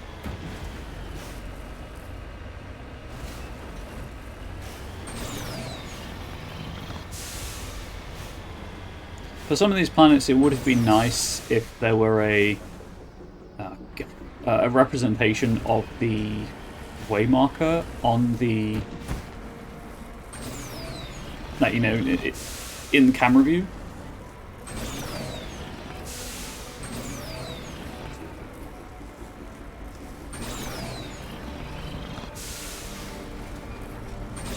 Right.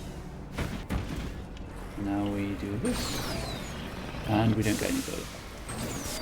Maybe over there?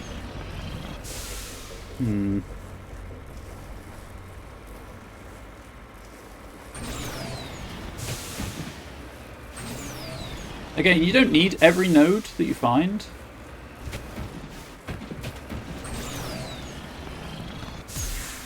Yeah, as we said, once I did it. But I want the money and XP.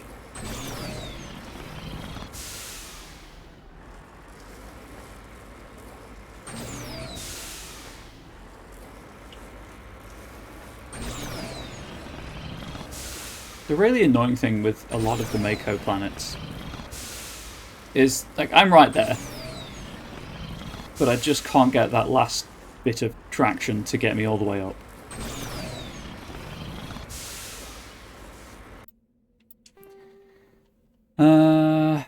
Maybe I can go... Oh, that's to the left. Ah, my leg's cramping. Ow, ow, ow. Ow. Random cramp. Ah, I hate it so much. But as discussed a couple of streams ago, you know, the chemo kept me alive, and that's kind of what matters.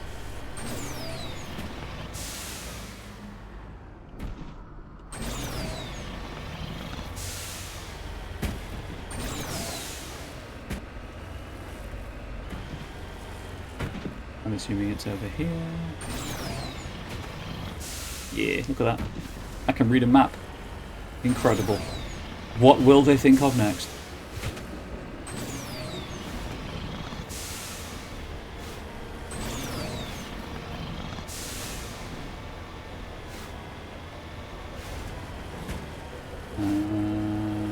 here, maybe?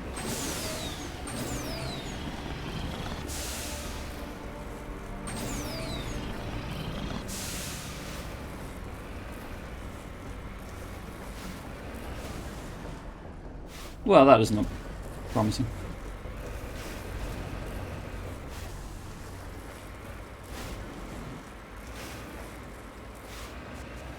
I think this was the planet I was dreading. I knew there was a verdant... Hey, Tour of Many Names, how are we doing? I knew there was a grass planet that was awful to navigate. Just couldn't remember where it was in the game. Pretty sure it was this one. The thrusters... The booster is helping. I say for a little bit, excited to be here, love this car. I mean, it does a good job. Does a good job for sure. Woohoo! It's the little Mako that could, mostly. I did it. I solved the puzzle.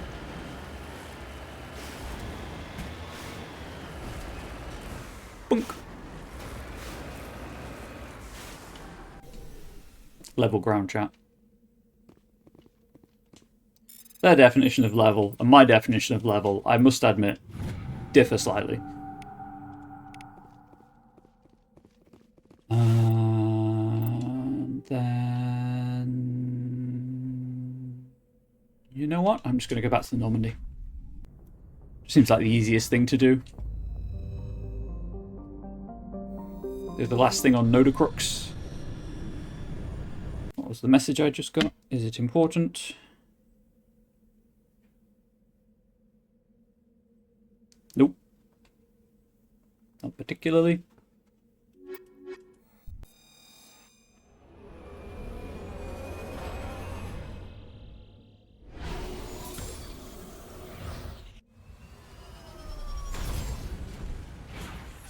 What's the message I just got? Was it important?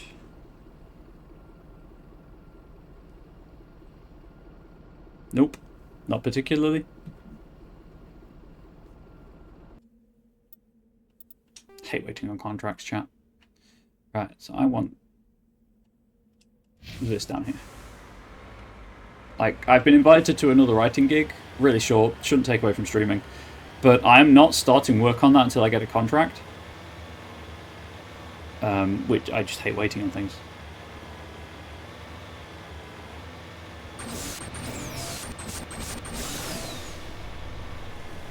Which does mean that I do have time to work on my own projects, which is nice.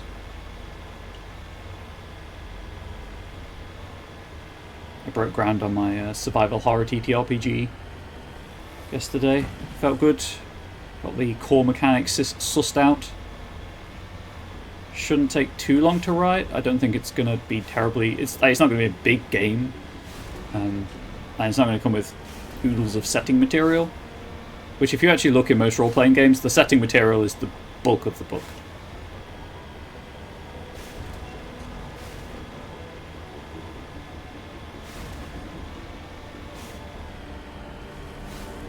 Make sense? It do!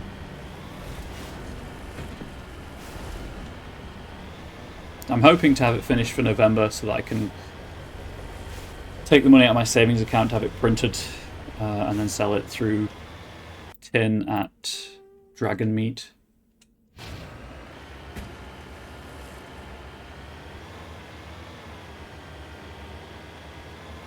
And be like, I made a thing, please pay me for it.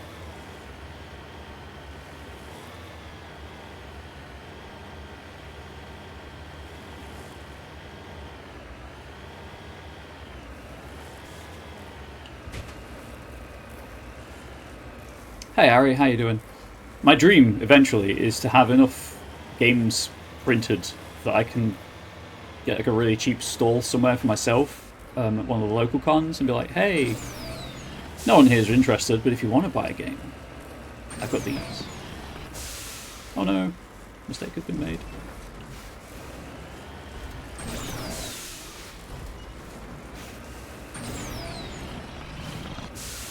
Oh, there we go. I made it. I made it, I believe. Yeah! Oh, well, the Thorian creepers are in force. Where are you? Right in the nads. Actually, does it have nads anymore? Asking the real questions. Here on Twitch and Moonbeam. The realest of questions.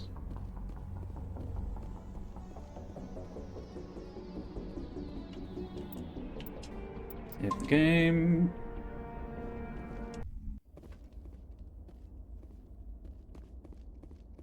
Boop.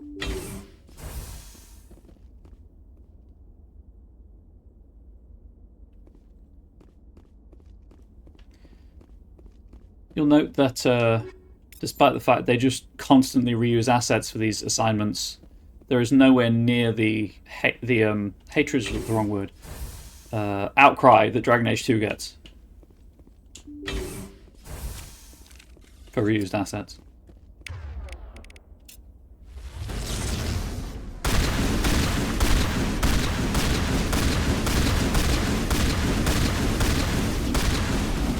Don't bomb it on me.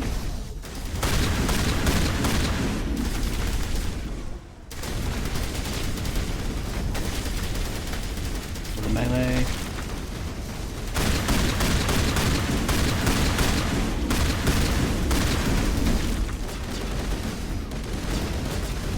Smack a guy when he vomits on you? Exactly. Liara's really showing that box who's boss.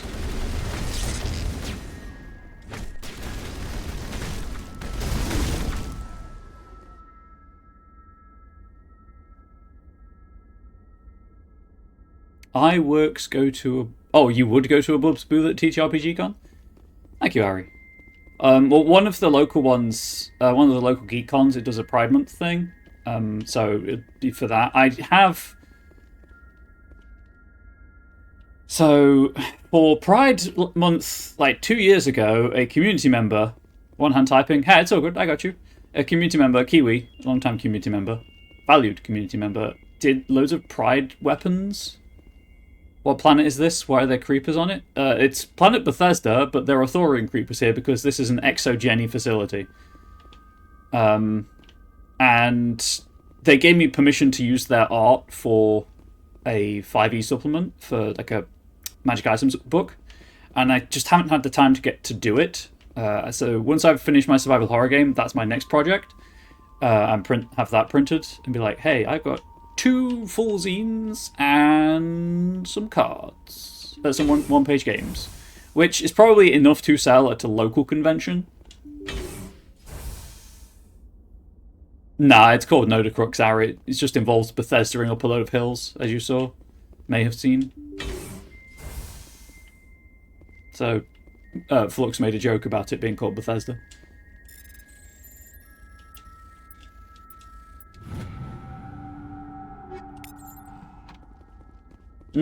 Sludge. You know, it's the best place to keep your weapons.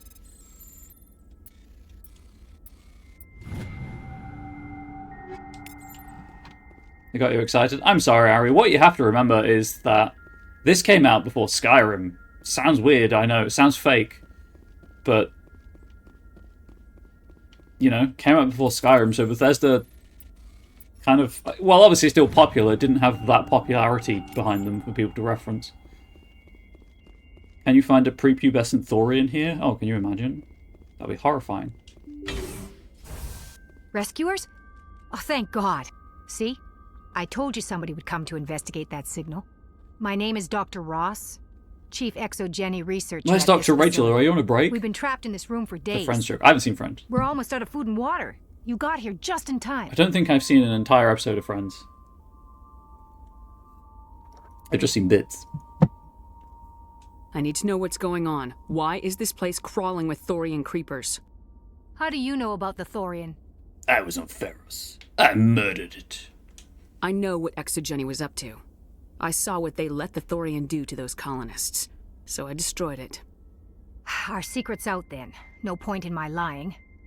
You already know the worst. The creepers here were created using altered samples from the specimens on Ferros. We discovered a way to turn them into docile, obedient servants. Everything was going fine until a few days ago. Then all the creepers suddenly went berserk. My bad. Only a handful of us made it back into the safety of this room. That's probably when I killed the Thorian. Also, the lens flare makes her face disappear. Why didn't you send a clear message asking To for the help? Fire Nation All we attack. had was that signal from the emergency beacon. Sweet reference. This is a closed communications base.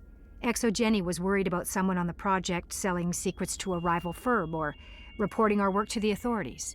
We have no direct communication with the outside, only the emergency beacon. It sends a general distress signal to the Exogeny site on Pharos. They're supposed to send a team to respond inside of 24 hours, but it sounds like they had problems of their own. They kind of did, yes. Any chance some of the other people at the base might still be alive? I doubt it. Too many creepers out there. They never stood a chance. We're the only ones left.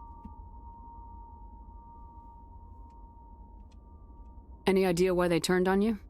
Maybe there was still some kind of link between the creepers and the Thorian back on Pharos.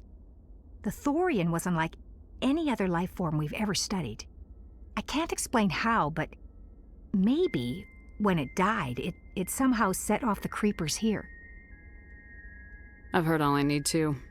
Look, I know what we did here was wrong. I'll admit that. But it's over now. There's no sense reporting this to the authorities, right? You were in charge of this project. The safety of the staff was your responsibility. They trusted you, and you betrayed that trust. Be reasonable. I didn't mean for this to happen. Besides, how does it help anyone if I end up in jail? Normally Exogeny would have my back, but it sounds like they're going to have their hands full cleaning up the mess on Pharos. But I've got money. A nice little emergency fund I set up. It's yours if you let us go. I mean, you might need that when you get out of space jail. The victims here deserve justice. I have to take you in. That's not going to happen. Open fire. Open fire! You did see the part where I killed all of the Thorian creepers, right?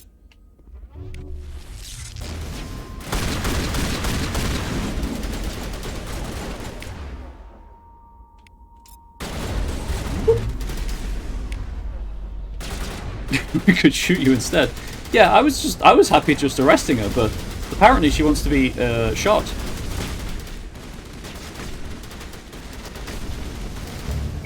Exogeny's Saccharate mercs proved no match for a trained Alliance Marine. With the last of the science crew dead, there's no reason to linger here. Actually, game. There's loot, I think you'll find, which is reason to linger. Frictionless materials, chat. If you know what I'm saying. And a wetware kit. Amazing.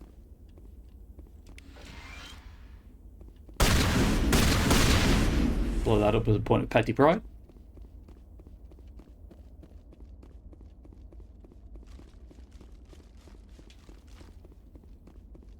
Not me getting distracted for like half an hour. Blink. These things happen. Rabbit holes happen. I'm friends with too many neurodivergent people, and one myself, to not know about the rabbit hole.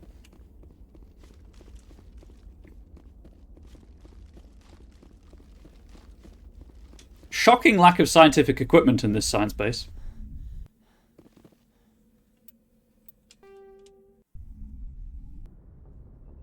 You can't get to this system before Pharos, by the way. I can't remember when I said that last. So that's why that mission ties in with Pharos. This whole cluster, actually, you can't get to before Pharos. Before completing Pharos, I should say. So looking at the map, we've got 2 asteroids, and I'm pretty sure these are all Inti Supe, Apo Chaska, Ilapa. Yeah, these are all Incan deities, I think. I think they're Incan. Mesoamerican for almost certain. I'm sure the wiki will tell me if I looked it up. Inti is a terrestrial planet with an atmosphere composed of ammonia and helium. Its surface is mainly composed of sodium oxide with deposits of magnesium. Its density is rather low, leaving the planet tide-locked to Metano. Inti is a remarkable world, drawing little more than a cursory scan for surface pirate anchorages when Alliance patrols enter the system. Orbital period 0.6 Earth years, radius 9,032 kilometers, day length 0.6 Earth years, atmospheric pressure 0.56 Earth atmospheres. Why is the day length measured in years? Surface temperature You know, I think they just copied that data field over. Surface temperature 157 Celsius, surface gravity 0.99 G. Actually need to go to bed, it's almost 1:30. Well, thank you for being here, Blink. I hopefully I've helped you unwind after a day of drinking overpriced, underpriced water. And hopefully you sleep well when you do go to bed. There's an asteroid over here. This asteroid has an unusually sculpted and artistic appearance with many long sweeping curves. While scanning the asteroid field in the Metano system, you discovered a badly damaged ship. The recon team found no survivors on board, but they did find a protein data disk. And Supai all the way down here. Supai has the composition of an ice dwarf planet, but is unusually large for such a body. It has a trace atmosphere of krypton and xenon. The frozen surface is dotted with deposits composed of potassium and light metals, brought to the surface by cryovolcanic processes. Supai's icy surface was often used as a source of potable water by passing merchant vessels. Since the Alliance claimed the inner system world of Chaska, satellites placed in orbit automatically bill any vessel landing on the world for the massive water removed from the surface. ExoGeni has had a difficult time keeping these satellites operational. They often meet with accidents caused by impact with jettisoned ship debris. Orbital period 275.5 Earth years, radius 4,317 kilometers, day length 63.4 Earth hours, atmospheric pressure 0, surface temperature minus 216 Celsius, surface gravity 0.25 G. Hang on. If it's minus 216 Celsius surface temperature, people aren't removing water from the surface, they're removing ice. So the satellites have to figure out the volume of ice removed and convert that into into massive water. Some magnesium. Apple. A craggy world of igneous and basaltic mountains, Apo is racked by constant geologic activity, while volcanic hotspots are rare. Continental plates are constantly piling up new mountains, subducting old ones, or causing slips along transform faults.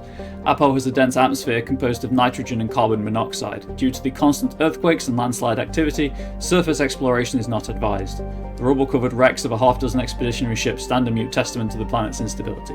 Orbital period 29.7 Earth years, radius 6,843 kilometers, day length 56.7 Earth hours, atmospheric pressure 1.2 Earth atmospheres, surface temperature minus 116 Celsius, surface gravity 1.1 G.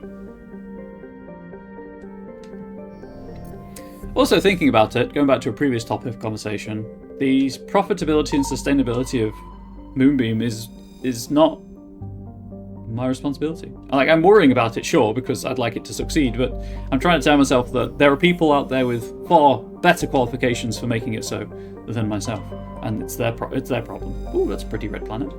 Ilapa is a hydrogen-helium gas giant with an unusual ruby colour caused by contaminants in the atmosphere. The world has over 120 moons, one of the highest totals of all known systems. Once full development of Chaska colony begins, a helium-3 refining infrastructure will be developed in the Ilapa system, concentrated on the large ice moon of Coniraya?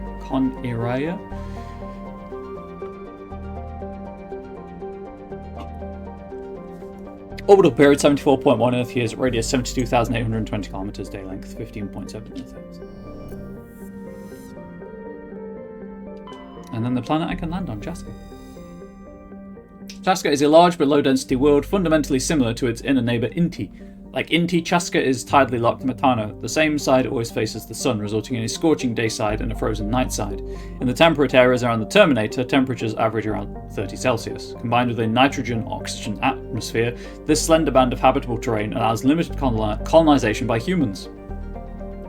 Chaska's ring is unique. It appears to be, for lack of a better term, a massive piece of alien installation art. The rings are made of small pieces of synthetic material and are almost invisible from space. From the ground, they catch and scatter the light of Metano in picturesque ways. It is not known who created the ring or when. Oh no, the Forerunners. We found a Halo. I should probably finish those games. Chaska is at very early development with little more than a few pioneer teams scattered across the surface. Information is being collated about native hazards and ecology, while a massive colonist recruiting drive is gearing up back on Earth. Colony founded 2183, population 150, orbital period 1.3 Earth years, radius 8,059 kilometers, day length 1.3 Earth years, atmospheric pressure 0.86 Earth atmospheres, surface temperature 67 Celsius, surface gravity 0.88 G. And we land.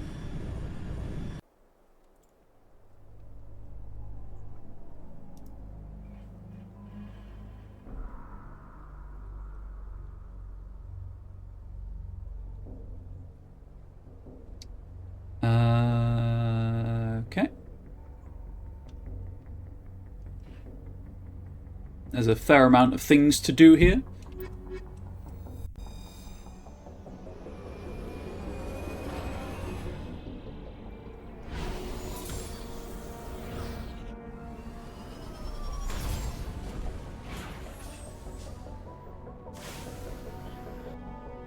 So we're gonna save.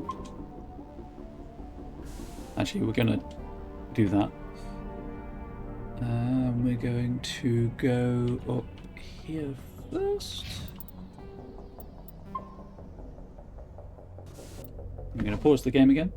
And then not only are we pausing the game, we're going to pause the recording because I'm going to take my lunch break. YouTube, don't go anywhere. Let us continue the game.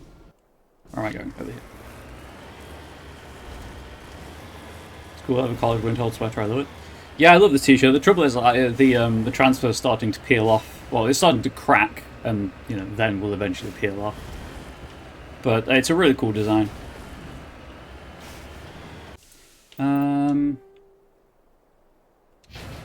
This way.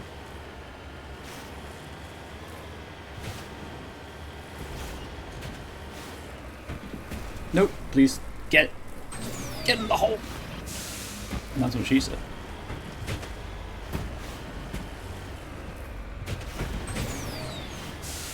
So I am hoping to stream tomorrow, but if things continue with the cat as they are and the work continues to upset her, I might take the day off streaming and just spend the afternoon with her instead, because it's not fair on her. She's only tiny, and they're very loud noises.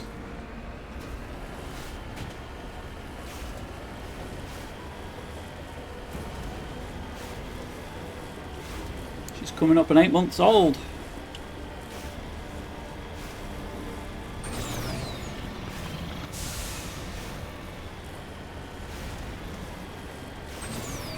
And she's still a fucking gremlin.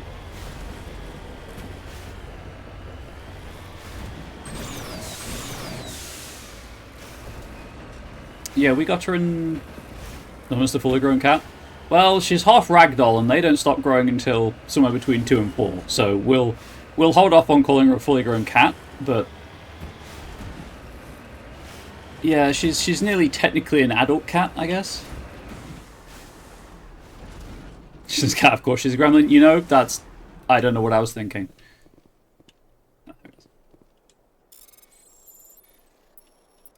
She's not a cat. She's five gremlins in a cat suit.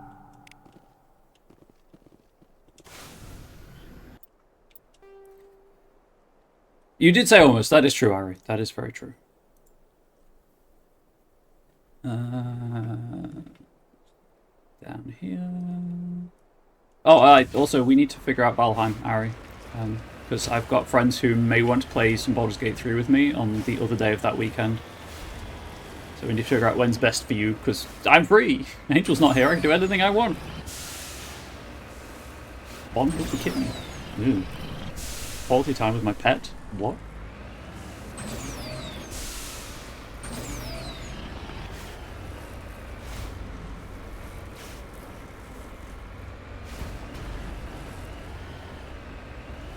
Hell, I might even do a bonus stream that weekend, depending on time.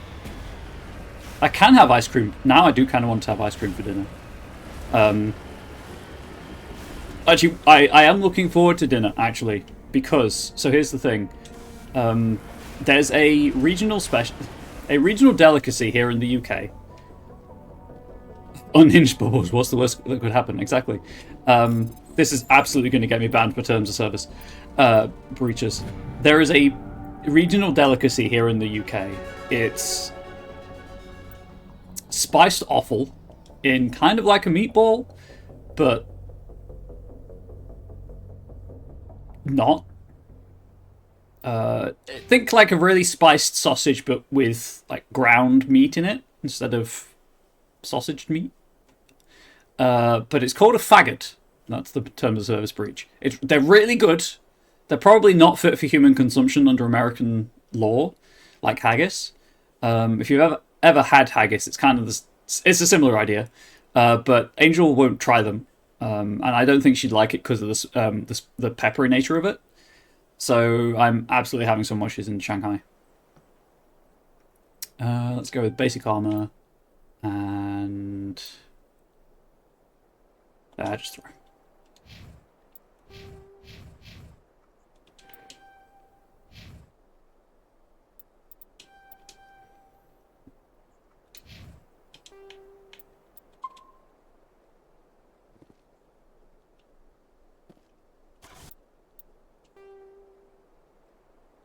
There's something over here.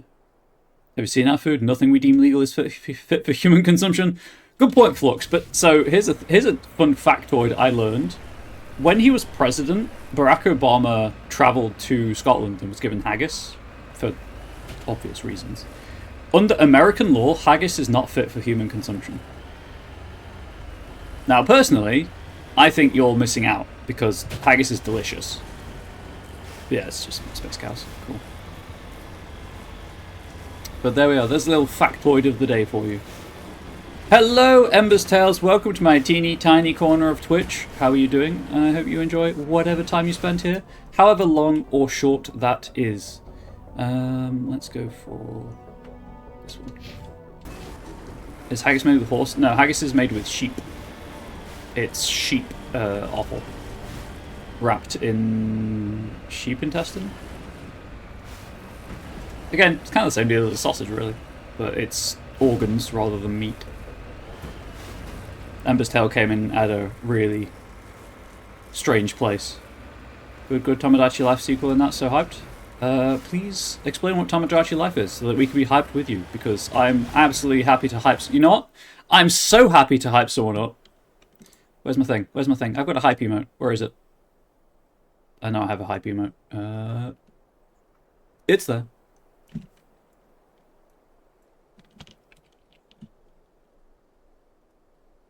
Yes, I know what me is. Please. I guess I'll just manually do it a couple of times. Hype for Tomodachi Life sequel. Waffles and ice cream is a valid breakfast. Amazing. Absolutely peak breakfast. Iconic.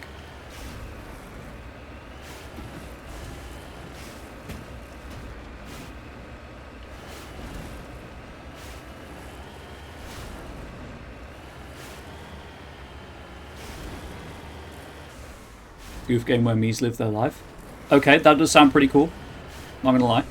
My interest is piqued. I have very wide-ranging gaming tastes. I will definitely check that out when I'm done streaming. Thank you for spreading the good news. Also, now I need to double check my haggis facts. Please bear with me. YouTube, this will be haggis is a savoury pudding containing sheep's heart, liver and lungs, minced with chopped onion, oatmeal, suet, spices and salt, mixed with sock and cooked while traditionally encased in the animal's stomach. Though they now use artificial casings instead in most cases. So that's what haggis is. That's why it's under American law not fit for human consumption.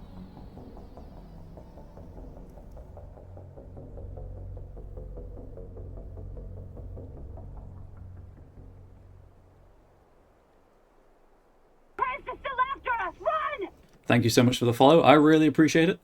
It is eaten in the US, but it cannot be imported in the US. Also, fun fact about it: it's the lungs bit. In 1971, it became illegal to import the haggis into the US from the UK due to a ban on food containing sheep lung. 10 to 15% of the traditional recipe.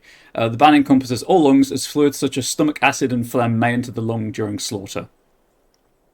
And then during 1989, where there was a BSE crisis, where that was worsened, the ban is still in force on sheep lung, but we can now import lamb export lamb to the US.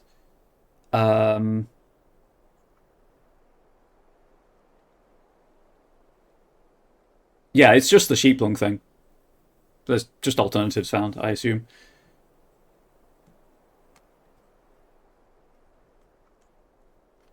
And then...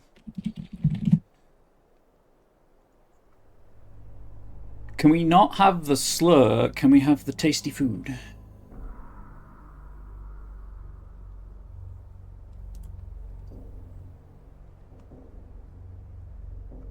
Yeah, so, again, slur warning for the name of a food, which was before the slur was a slur.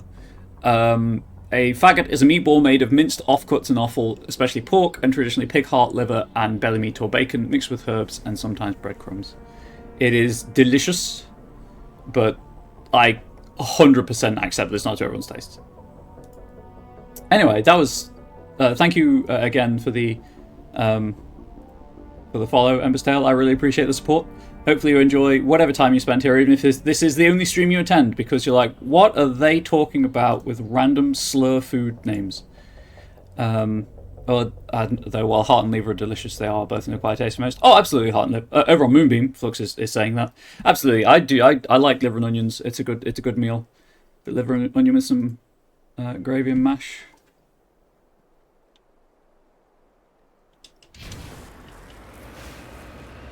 Kidneys also are quite tasty.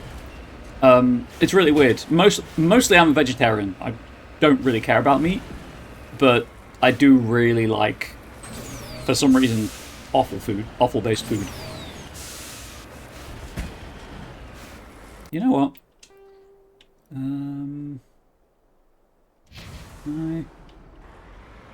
Nope, can't get up there. Never mind. Have I ever had matzo ball soup before? I have not. I do not know what that means. I'll stop talking about this because I'm aware that not everyone's going to agree with my culinary tastes. You know, from my perspective anyway, obviously. If chat brings it up, I will respond. Also, I noticed when I was doing the level up that I got Paragon points from somewhere that were never... I was never told I got them. So the place to unlock... the place unlocked by the Paragon point should be a thing. You should love learning about UK foods. Okay, Welsh rarebit. Cheese on toast with Worcestershire sauce. That's all it is. For the Americans in the audience, spell Worcestershire.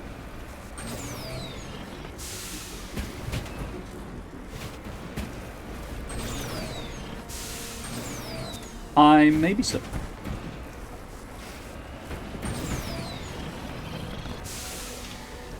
Let's throw this open to chat, actually. Both chat rooms.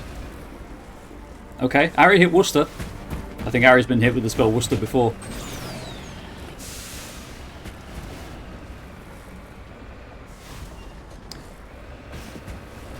And Stebades is just trolling at this point. Throw us open to chat. Chat, when do you want me to do the Bring Down the Sky DLC? I can do it before Noveria, which is my next plot planet. Or I can do it after Noveria, but before Vermeer. For thematic reasons, I just prefer to do Vermeer last and follow that through to the end of the game. To me, that feels like it makes the best story. Particularly with the decision I have to make on Vermeer.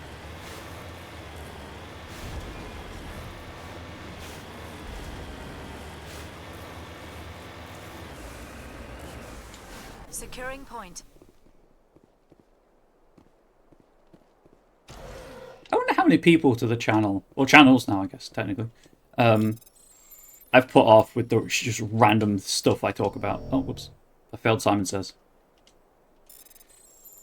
Luckily, there's no penalty for failure.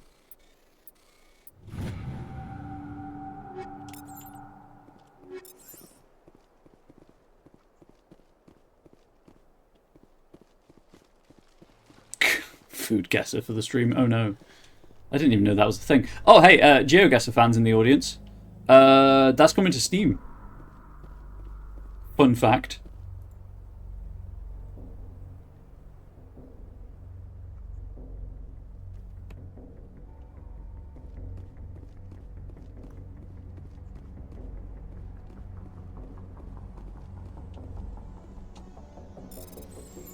Is this the data disk? Because that's a pyramid, a protein pyramid.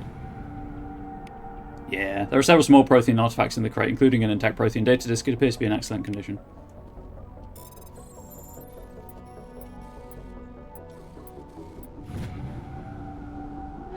Challenges time guesser. Oh no. Oh no.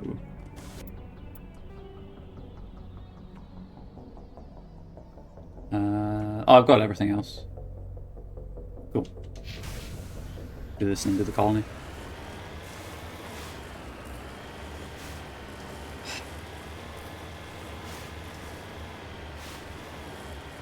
Let me tell you something, chat. Let me tell you something that I don't know if it's worth telling you. I'm not looking for pity or sympathy or anything. I'm just trying to help you explain my mental. I'm trying to help you understand my mental state when I stream. One, I get performance anxiety for every stream, despite the fact I've been doing this for 6 years now. More than 6 years. It'll be 6 years of being an affiliate in April. At the end of April. I get social anxiety because of my neurodivergence. I don't know if I'm peopling properly, or like saying the right things, or if I say too much because I lack filters. So I get really bad social anxiety. So when I go through periods like this where my mental health is on the downturn, I'm always worried that the problem I'm having with the channel and its lack of growth is not that just luck doesn't exist, but it's an easy shorthand term that everyone understands. It's not that luck plays a huge part in success on really any endeavor when you're self-employed. It's that because of the way I am with my brain and everything, it's just me that puts people off the channel and from following it and coming back for repeat viewings. I mean, yes, obviously I make self-deprecating jokes about potato tier content and stuff of that nature. Fortunately, I haven't internalized that in the 6 years I've been streaming, or the decade plus I've been making self-deprecating jokes about myself beforehand, because I know that I'm worth a damn, and I have to fake confidence often enough in role-playing that, it's learned confidence at this point. I'm still shy and insecure and uncertain, but I have the confidence to do what I need to do, which is the important thing. And I try not to let my problems stop me from doing what I want to do. Like, if I let my social anxiety, insecurities, etc. win, I wouldn't have been streaming this long. Time Guesser is GeoGuessr with the added challenge of when a picture was taken. Oh no, that sounds hellish. And I know I'm not alone in this. Where is everybody? Don't worry. I have a bad feeling about this. Goddess have mercy. Dragon's The teeth. entire colony must have been transformed. Roll out. Where's the... Hey, you. Catch. I think your personality has hindered the channel, Bubs. You're a swellbean. Thank you, Ari. I mean, Ari, if you think that, with your approach to puns, I think, I'm inclined to believe you. I try to be as nice as I can, and as welcoming and inclusive and stuff. And I never know if I'm saying the right things or not.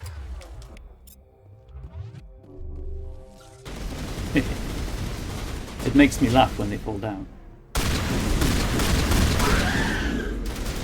You do give me an awful lot of grace with the puns. You give me more than perhaps you ought.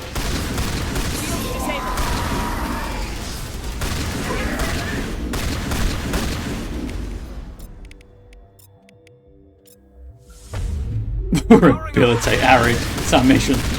I think that's a lost cause, personally. And, I wouldn't have Ari any other way.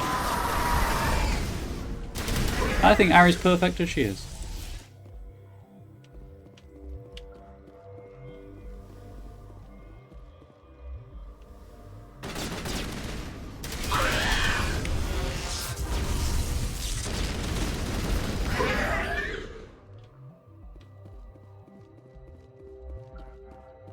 It's just always difficult because there are... it's one of those things where the only people you see, the only people that get the exposure are generally the people who are successful. And I'm like, well, what are they doing that I'm not? And they're generally more outgoing and confident. But they're also the people who have the money to sink large sums of money into stuff and play the newest releases and whatnot. That's it. Bag 'em and tag 'em. I don't think it's your brain. I think in all corporate streamers are having issues with growth because the platform makes changes to those. And the word more postcode, more people want direct human interaction, which reduces general streaming audience. Oh, for sure. For sure. Flux over on Moonbeam. Once again, delivered out of order. Yeah, I'll flag that as a bug in the bug report channel. The bug report field thing. 2 types of streams out there, cozy or rabid. You're a cozy streamer, nothing wrong with that. That's fair. You know, I could try to be high energy. Nobody wants that. It's a shame Angel can't catch the streams anymore because of work cracking down on what people are doing at their desk. But she can attest to this. If I have enough sleep, or if I don't have enough sleep, I get quite manic. And when I stream on days when I'm like that, I actively try to tone it down because I don't enjoy inflicting that on people. Please. I want the box.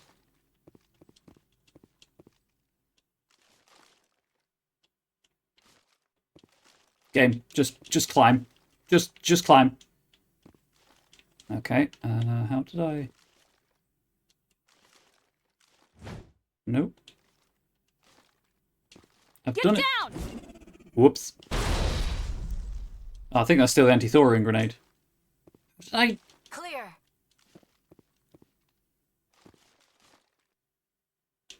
How did I get up there? It's not turning out of order. That third message I've had not be sent on pressing enter. Interesting. Yeah, I'll Oh, can I? It popped up.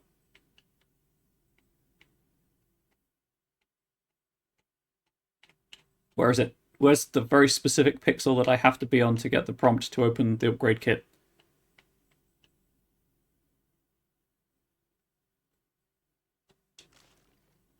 Dang it, it didn't work.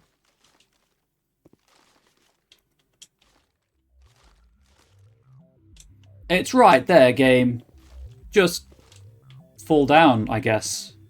Did I just... Oh, there's a tiny gap. Lovely. Love that for me. I'm going to get this loot, chat. I'm going to get it if it takes the rest of the dang stream.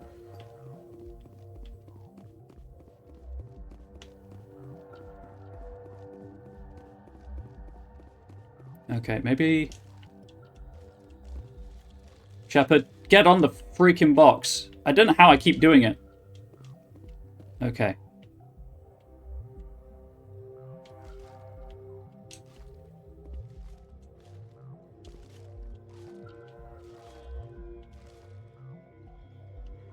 Okay.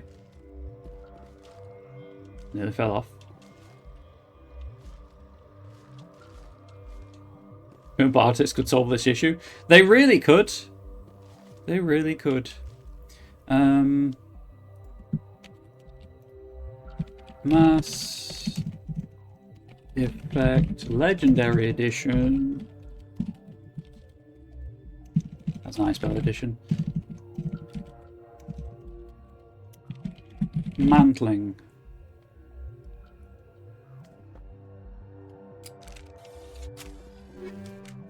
Okay. It's just you don't have the weapon drawn.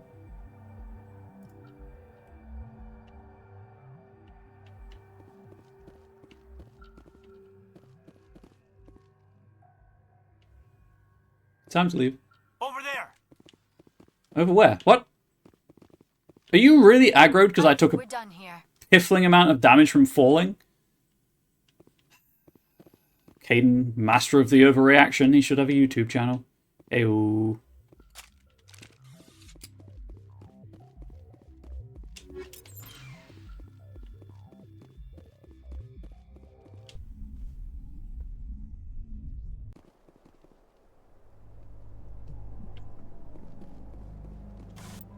I just don't know, chat. I'm just struggling. I've been doing this for so long that I feel like I've tried everything I can. And I've put so much effort and money I shouldn't really been spending into streaming. But sometimes I do just feel like giving it all in and being like, just cutting my losses. But then the gambler's fallacy kicks in. And it's like, well, what if it works the next time?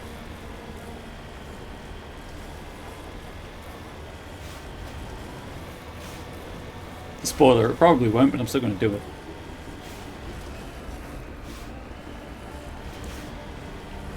I'm stubborn, and I don't have anything else to be doing, so I'm going to still keep doing it. How do I get to this? Up here? Go too far, Joker's going to yell at me.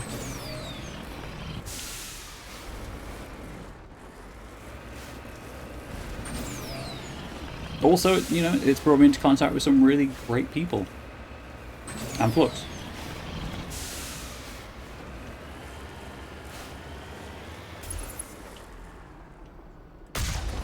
Get absolutely wrecked.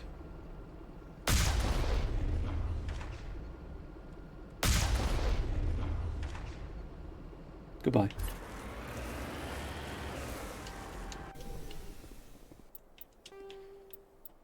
Save the game. Going in. I'm not a great person. Exactly. Exactly. Great people like Ari. Great people like Ari indeed.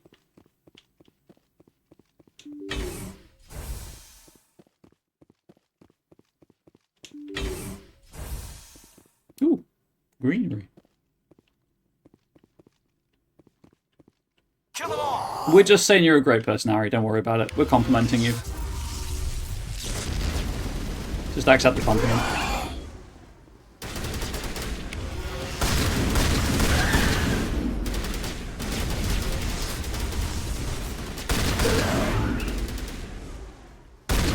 Don't do that. Pop.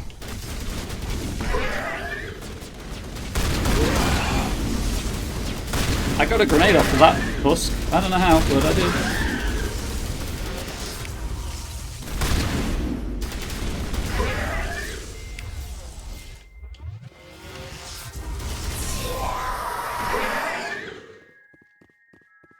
That husk had 8,000 credits on it. Negative contacts, Commander. You're now officially a creator of life. You didn't go back that way. Yeah. Ari's such a great person. She made another cool person. Like, if that isn't what great people do, I don't know what is. I'm well aware that not great people also make children, but you know, pretty sure the noodle's pretty cool.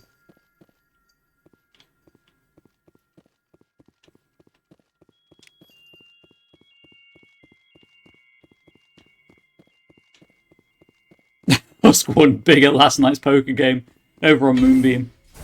You are not wrong, Flux. You are not wrong. Maybe that Husk was bought that software I bought. I helped Shells develop for the Quasar cheating. Okay, they didn't even try with this room. Didn't even try at all. She's cute. I'll give her that much. See, the best thing about other people's kids, Ari, is I don't get any of the drama. Although I say that, Angel and I go walking with one of our friends who had a child. His kid turned 1 last month. We're going walking with him on the weekend, and I'm like, there's going to be drama. There's usually drama. Especially as we're going to put the cat in a carrier and see if she wants to go for a walk as well. If she doesn't, obviously, we'll just carry her. But a Colonial Pioneer team rarely consists of more than a few dozen specialists. It's clear that none of them have survived. The Cerberus group has a lot to answer for here. And stream delay means that Flux was writing we should go walking with Ari just before hearing that we were taking Ari with us. Get a harness letter. Well, we have a harness for her. We'll let her down, see if she wants to walk, and if she doesn't, you know, stick her in the carrier and just carry her around. You go about 30 feet. We went 5 last time we tried, but that was... She was so tiny. She was...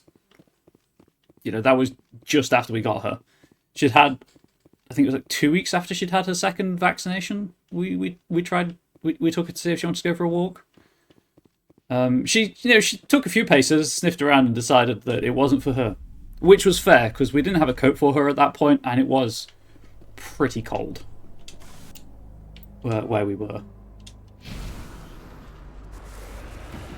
It's great you're taking her out. Yeah, we wanted to, like, you know, we recognise that cats don't make natural walkers as often as dogs do. We understand that. And we would have been happy with a dog as well. Just it worked out that the cat right now is just more practical for us. And the situation came up where we could easily get a cat. Cats investigate everything. It takes forever to go anywhere with them. Oh, yeah, I anticipate that being a problem. Don't worry about it. Especially as we go into a forest. But what was I saying? Yes, we didn't, you know, Angel and I like going out. We like walking. So even if Auri decides the outside world isn't for her, we're just going to get a backpack that she can ride in so that we can still take her with us.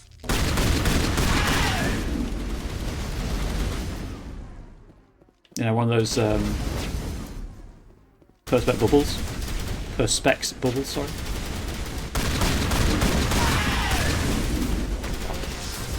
Lost shield.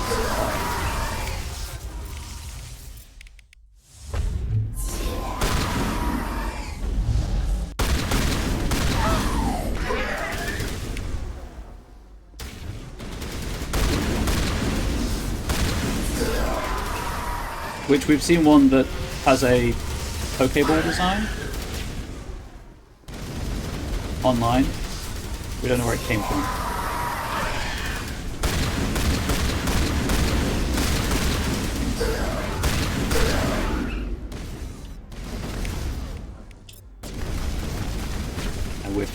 I whiffed the neural shot. That's on me. Negative contact. But she does look very cute in her harness. And she does wear it now without trying to get out of it, which is nice. She's not so fond of the coat we bought for her. And she can get out of that because she's still a bit too small for it because she's still a kitten. But yeah, she's fine. Next month we're going to be introducing her to... So we use a dry shampoo right now. But next month we're going to slowly introduce her to the concept that actually a bath won't kill you. And even if you're not going to enjoy it, you may as well endure it. Get a dog and adopt the dog's hiking pack to support a platform for the cat to lounge as the dog walks. The dream. Take both pets at... Shepherd disappeared then. I think if hopefully we move house at some point. I do not want to die in this house.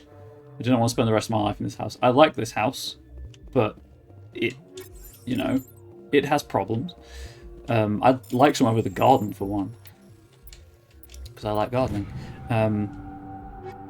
When we move, if we do get a house with a garden, that's probably when we'll be considering getting a dog. So that won't be for some time.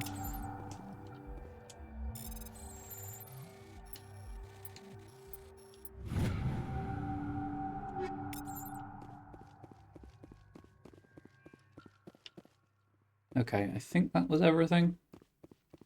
So that's all the Maroon Sea taken care of. I should now have access to the thing that you get for 80% Paragon.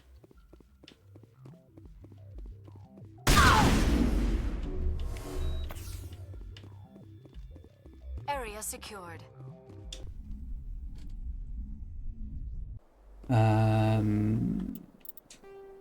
The Rex's family armor. Colony of the Dead, yeah, done it, cool. Cats are deathly allergic to water, that's what your cat's told you.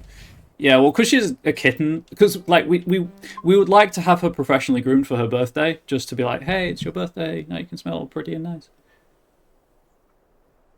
And also because her paw pads are starting to get a bit, the fur between her pads is getting a bit long.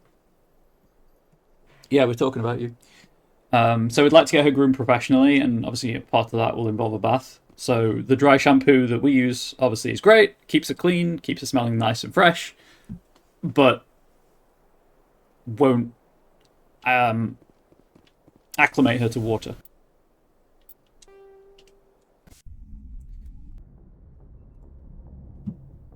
Okay, so that was the Maroon Sea.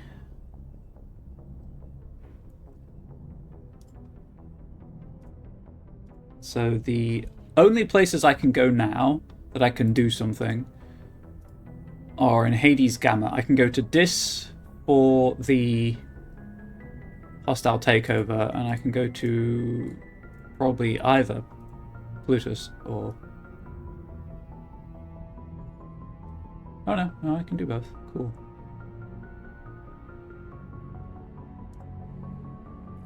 Apparently I can do both.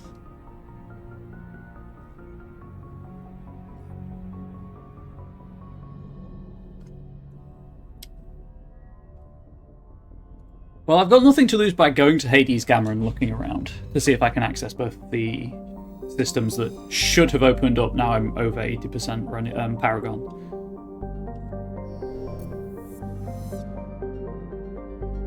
Friends, enable me or talk me out of something, ordering something in for lunch.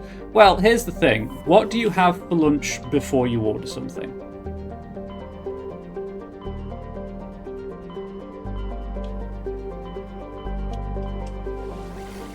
For the poor pies, you can get a Dremel trimmer. We have one for the dogs since we have Samoyed. They have a lot of fur on their pads to protect them from snow and ice, but we need to trim it so it doesn't slip on wooden surfaces. Yeah, we're just worried that because she's still a kitten, so she's got absurdly tiny paws. Only have freezer food or tuna fish. I mean, you can, if you've got any nice bread, nice tuna sandwich. That's where I need to go.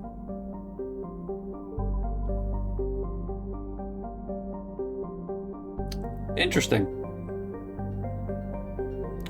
I guess I don't have 80% morality right now. What does 80% morality mean?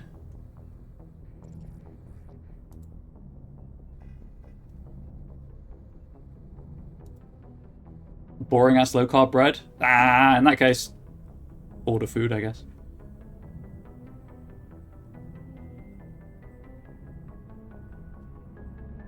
Maybe I need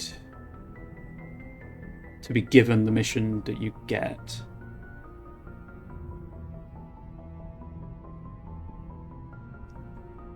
Jeremy works for a while, and since there's trim, we won't nick her pads. Yes, please, Flux. If you can get me a link, that'd be grand. As we'll just get ice cream. Hey, ice cream's cool. Pun not intended that time, actually. Would you believe? Okay, so here's my thinking. Once I get 80% morality, Hackett gives me a mission for that ties in with the morality. I have stuff that unlocks at least one new system in Hades Gamma. Hades Gamma also has this for hostile takeover, which is the Crime Lords one. I don't see the point in doing something in Hades Gamma and then leaving and then having to come back later. So with that being said, let's leave that for now. Do hostile takeover later, because that also leads to a new place in the Horsehead Nebula. Let's do the DLC.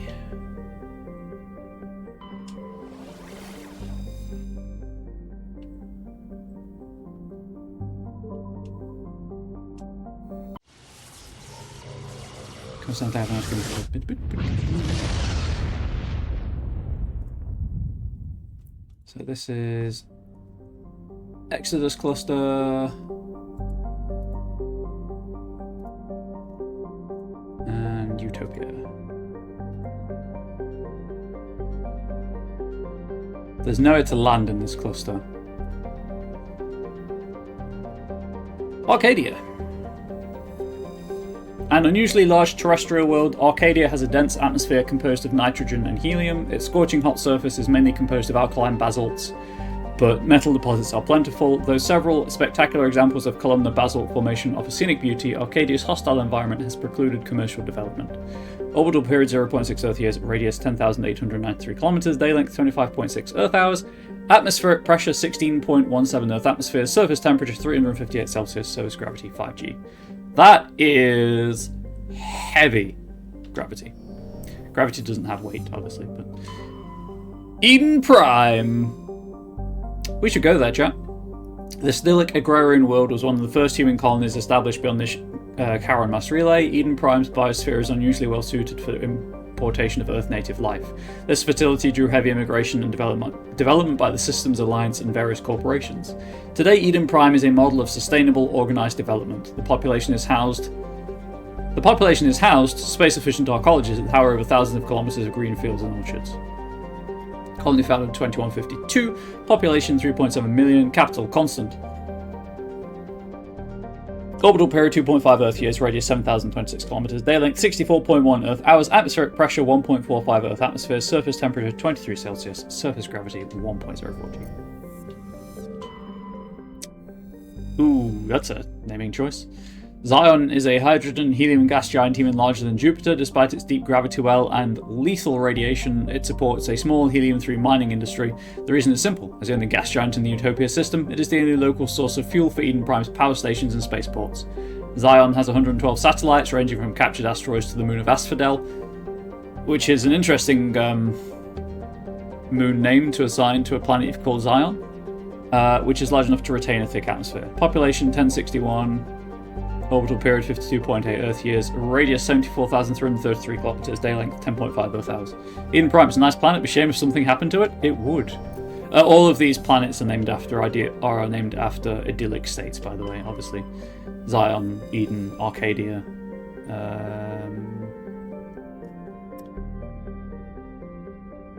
I've read that one.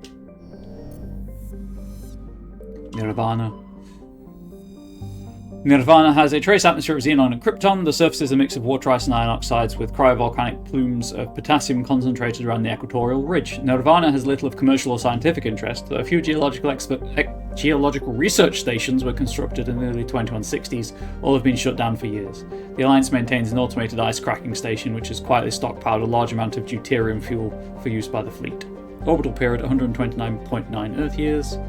Radius 3,212 kilometers, day length 63.9 Earth hours, atmospheric pressure 0.02 Earth atmospheres, surface temperature minus 203 Celsius, surface gravity 0.2 G. And Xanadu, which I nearly said to the tune of Waterloo by ABBA. Xanadu's atmosphere is composed of methane and argon. Its frozen surface is mainly composed of potassium with deposits of calcium. Its location in the deep cold of the outer system and its lack of any valuable resources have little to recommend it. There's a joke there about my channel and my community. Oh, me as a streamer that my community overlook. Orbital period 1,029.9 Earth years. Oh, it's over a millennium too. Radius 3,730 kilometers. Day length 69.8 Earth hours. Atmospheric pressure 0.19 Earth atmospheres. Surface temperature minus 216 Celsius. Surface gravity 0.3 G. So that's Utopia. And now to the actual DLC in the Asgard system.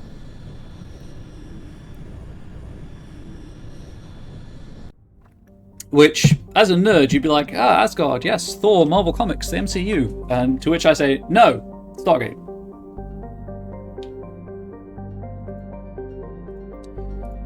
Oops. There are no... I mean, there is an asteroid in this system. It's the one that DLC takes place on.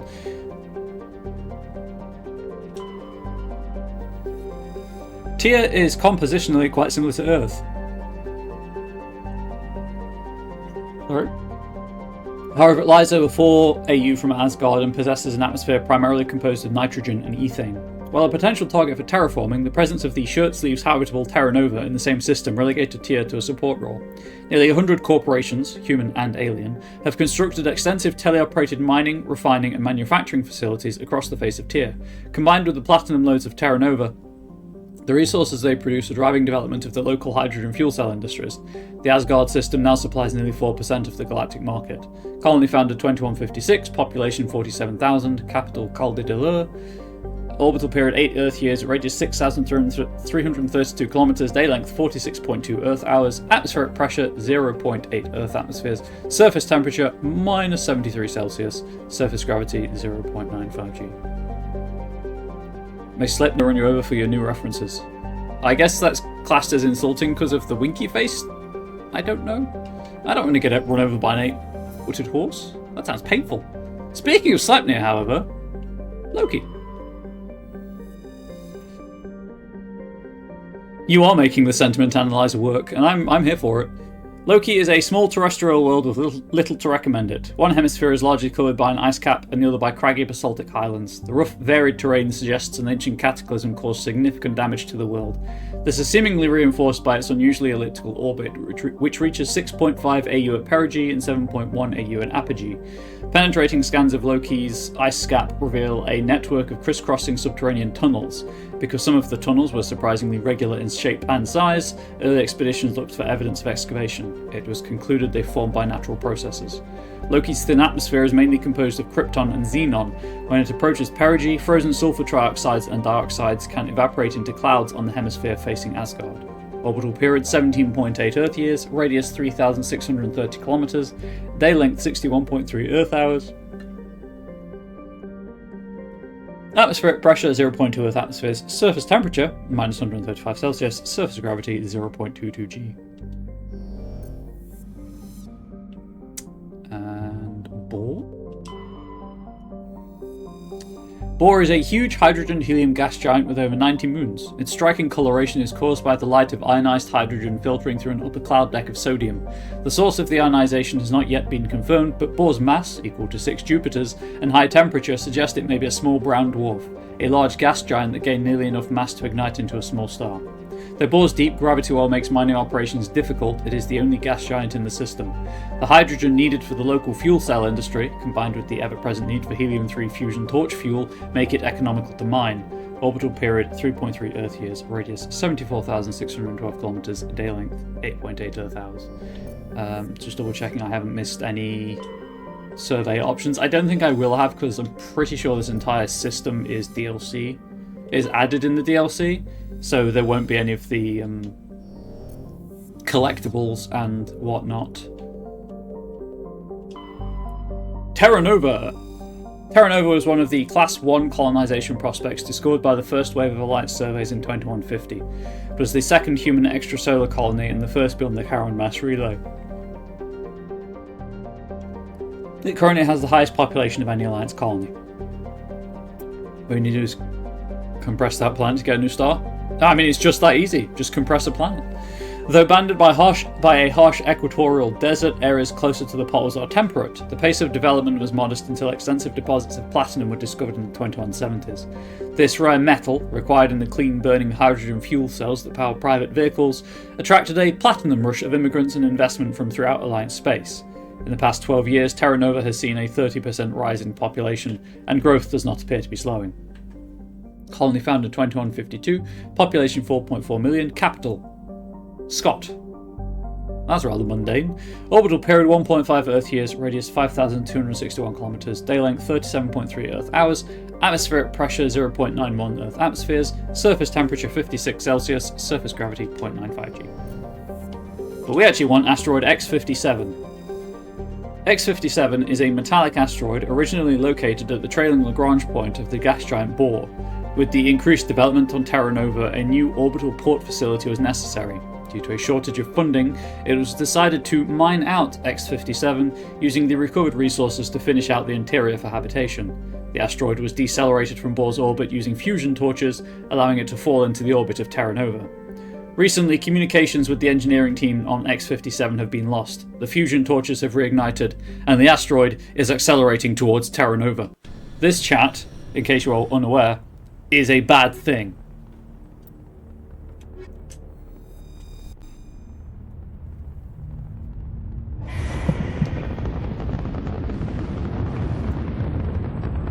Status.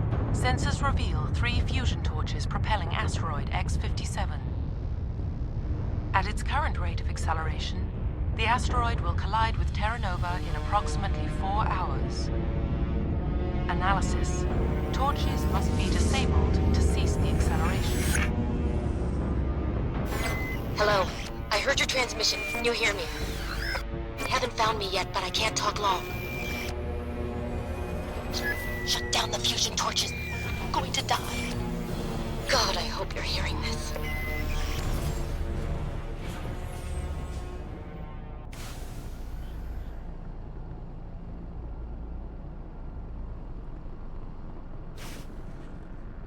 Right, this is, however, like any of the other planets that we've been on, so there is plenty of stuff to find. For instance, right behind me is a thing.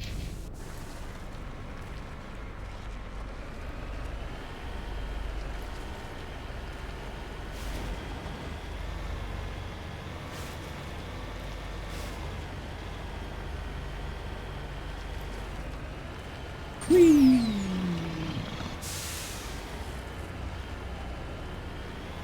Could be a bad thing, but imagine mineral resources could be exposed by meteorite strike. Think of the suffering corporations. Oh no, the capitalists. Body of G. Mendel. Hey, have you been doing any P-based experiments? The victim was badly beaten before being killed with a pistol shot to the back of the head at close range. It's likely he surrendered only to be executed by his sadistic captors. I was hoping that'd be flagged as sarcasm. Alas not. Survey Station 3, final entry log by Engineer G. Mendel. Central transmission tower is on the fritz again. No one ever listens to my warnings about single points of failure. I'm surprised our surface comms work half as well as they do. When Slays shows up to relieve me, I'll go see if I can get the old girl back up and running. Okay. I guess I'll go in a higgledy-piggledy route, because there is so much to find. So I was checking.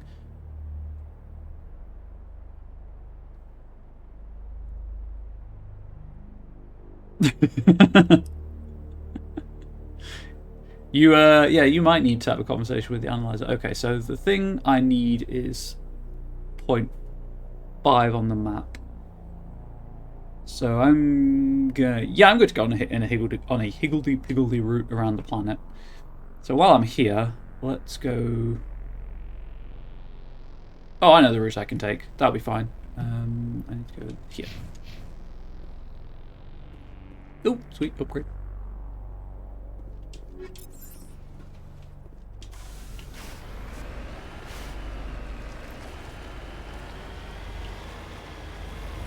Whee! All I'm saying is the sentiment analyzer is nice, you know, from the perspective of someone monitoring 2 chat rooms with no moderator for one of them. I mean, obviously you are the moderator from the Twitch chat room, so I would trust you to do the same thing on Moonbeam, but you take my meaning, I hope. I trust.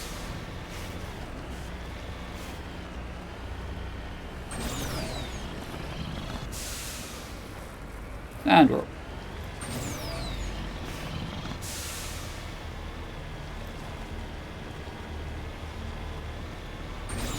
Terranova chat.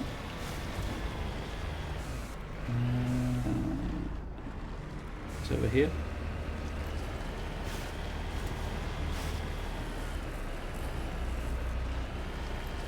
Maybe we just need to adopt Elcor-like speech for text just to convey sentiment and words. Honestly, that would be amazing. With my neurodivergence, that would help so much. The scorching on this victim's hard suit suggests he escaped the burning interior of his vehicle only to be gunned down by his assailants. I should really check weapons and things for upgrades.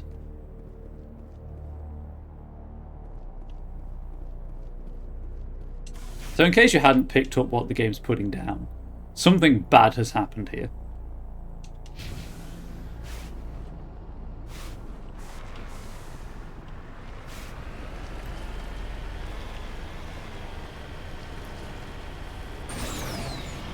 Whee!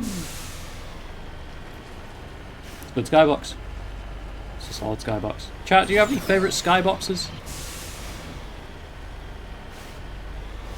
Ignore the red dots on the minimap, they don't exist. Radar, technically, I guess.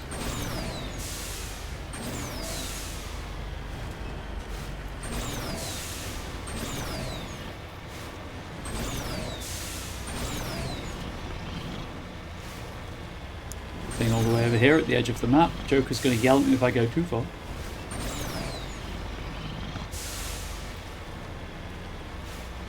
Rogue VI told me not to worry, that everything is under control and things are changing for the better. Fair, fair. Skyrim Night Sky with the Aurora Borealis coming from Ari on Twitch. That I can see that. Angel took me to see a public art installation that evokes the Aurora. I keep meaning to post on my Discord server. Someone could remind me about that later. I'll get on that because it was so nice. I mean, it's nice just to have a date, but the art itself, the way it was done was real cool. Survey Station 2, final entry, logged by Chief Surveyor R. Montoya. Communications are down and there are non-corporate dropships landing near the main facility. There were flashes of light over the horizon. I can't be certain, but I'd guess it's heavy arms fire. As per emergency protocol, I'm arming the defense drones. I'm not waiting for my pickup. I'm going to investigate. Speaking of defense drones...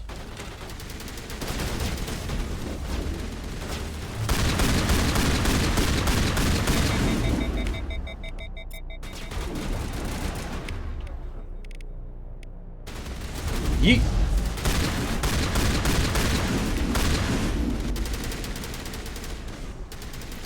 Would you believe shotgun is not the best thing to be doing this one?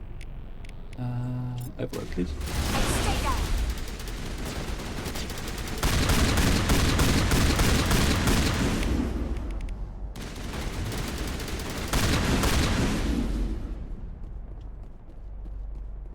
Where's Talia when you need her? Still in Normandy. Faint footprints lead in the dust lead off to the east.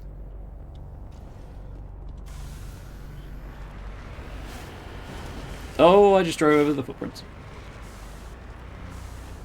Check there's nothing back there.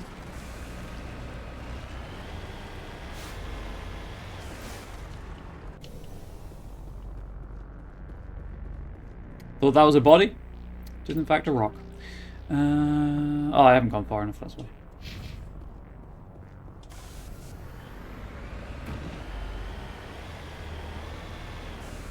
There's the body. Oh dear. Chat. That didn't happen. Looks like he died from a single shot through his helmet, likely from a sniper. Whoever killed him didn't even bother to search his body. There's still equipment in the service pack. Telegraph's probably more effective, but what may do with Space Wizards? Yeah, I'm just doing it for the achievement if I'm being completely honest. And then we go to this one. Down here. Fortunately, playing on normal, you don't need the optimum party composition. You can just do the thing. What's the saying on Twitch right now? Hook it, we ball, I think. Headed in the right direction. I don't know who you are, but I'm... Damn it.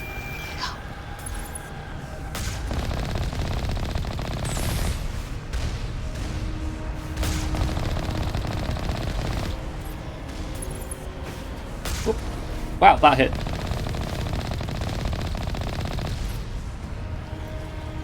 I'm surprised that hit.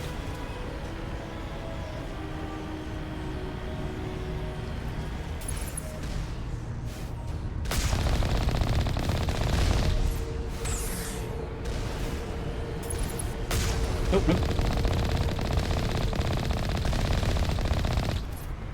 A noodler projector of the Aurora room and actually likes a lot. Sometimes I open the window, put the projector on, play Skyrim music and pretend because I'm a massive nerd.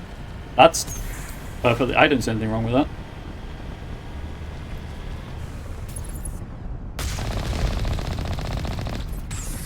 Nothing wrong with that at all, Aaron. I know when the friend who would sing on the weekend, when they bought a projector for their kid of just random Starfield, not the game, and they were showing it off to Angel and someone who was another friend of the kid's mum, and all of the adults were more interested in the projector than the kid was. Oh, that's not good.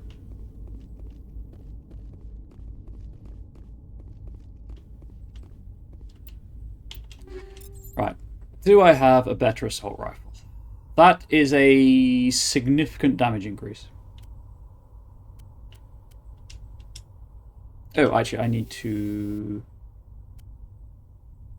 do that. Damage down, but everything else is way up.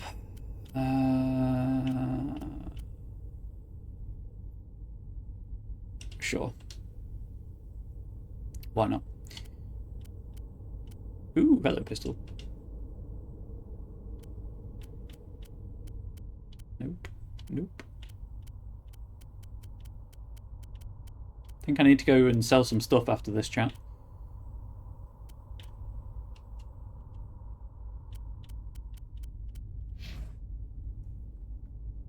obviously equip people with better stuff first, and then junk the rest. And then pistol.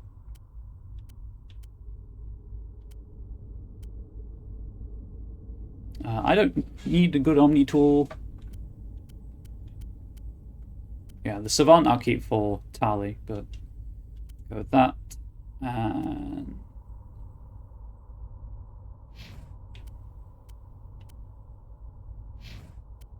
that. I sang Twinkle Twinkle with different verses, one verse per star type according to their size in descending order. I mean, we're all nerds here, so I think it's fine. Any of these better? Not really.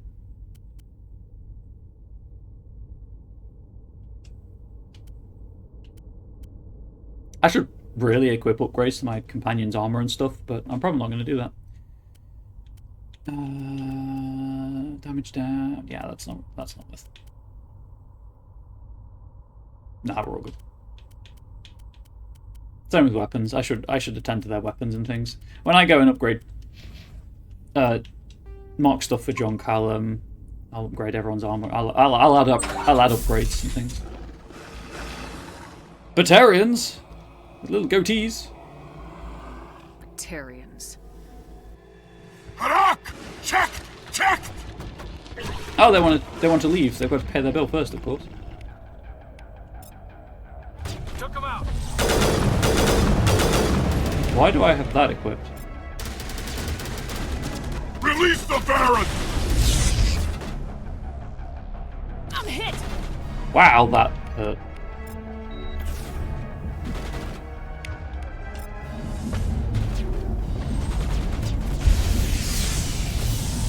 Hey, my guy, could you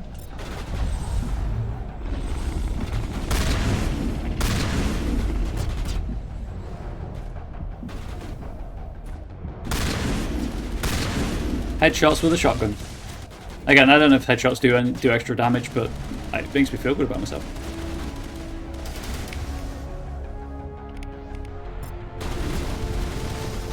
Love happy. Neural shock to box. Amazing.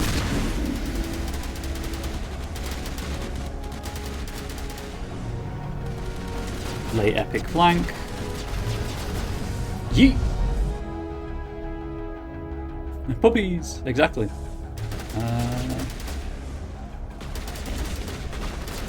Is Neural Shock off cooldown? No.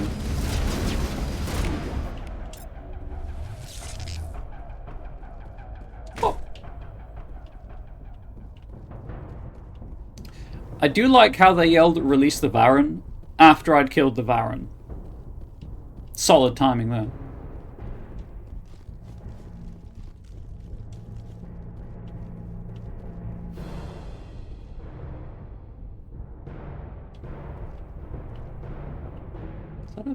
No, it's just a tile. I was trying to figure out if it was a box or anything, but I don't think I can get over there anyway, so I think it's just part of the texture. This I can loot, however.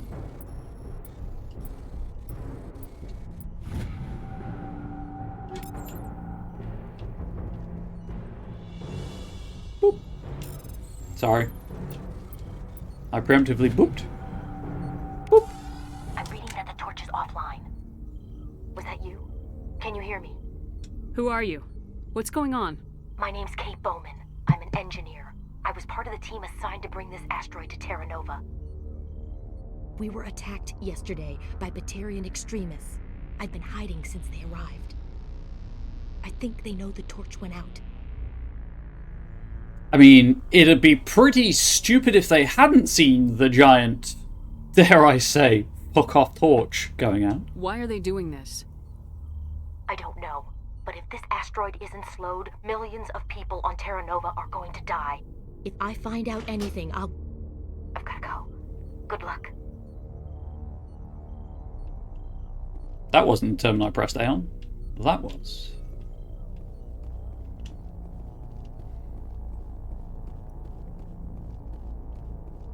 Whee! We're downstairs.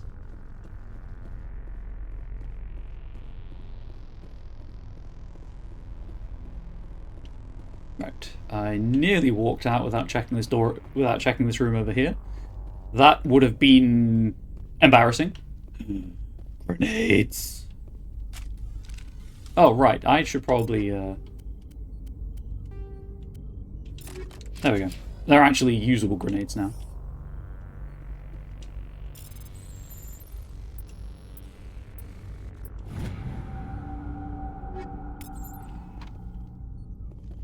I did mean to use them on that on the planet in the Maroon Sea where the Thorian creepers were, just to make it quick, and just, I forgot. If I'm being honest, the bloodlust overtook me, and I was like, shotgun. Is there a level cap? Yes. So this in Legendary Edition, which is what I'm playing on, it's 30. In Classic, it's 60. Oh God, I didn't mean to. Are you hurt? But it's almost it's either very difficult or impossible to hit the level cap in one playthrough. I can't remember which. Takes more than one shot to bring me down. Sorry. I didn't even realize you were human until... well, I guess I'm not much of a soldier. I know you're scared, but I'm here to help. Commander Shepard with the Alliance. Simon Atwell. I'm the chief engineer on this rock. Listen, we don't have much time. The Batarians fired up the fusion torches. You've got to shut them down before we hit Terra Nova.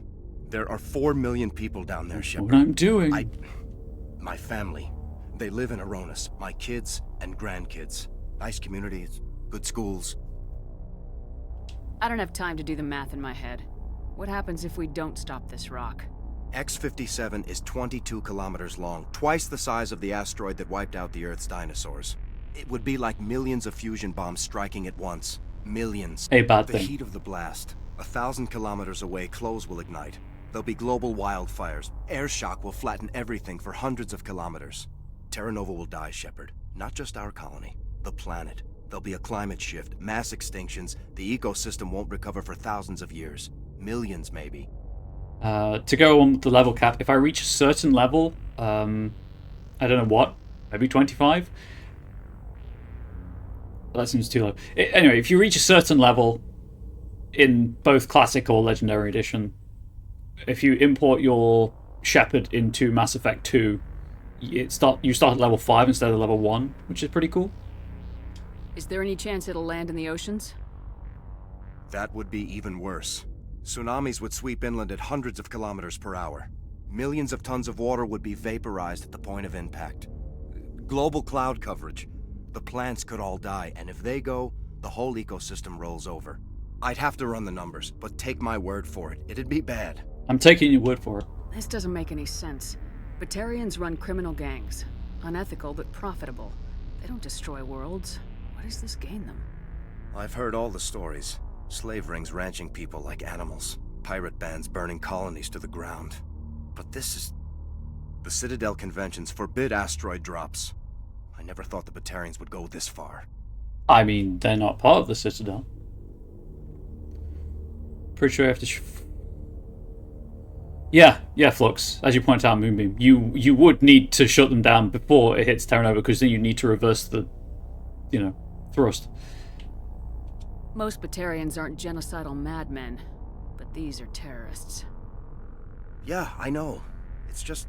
This isn't how I expected the world to be when I rolled out of bed this morning.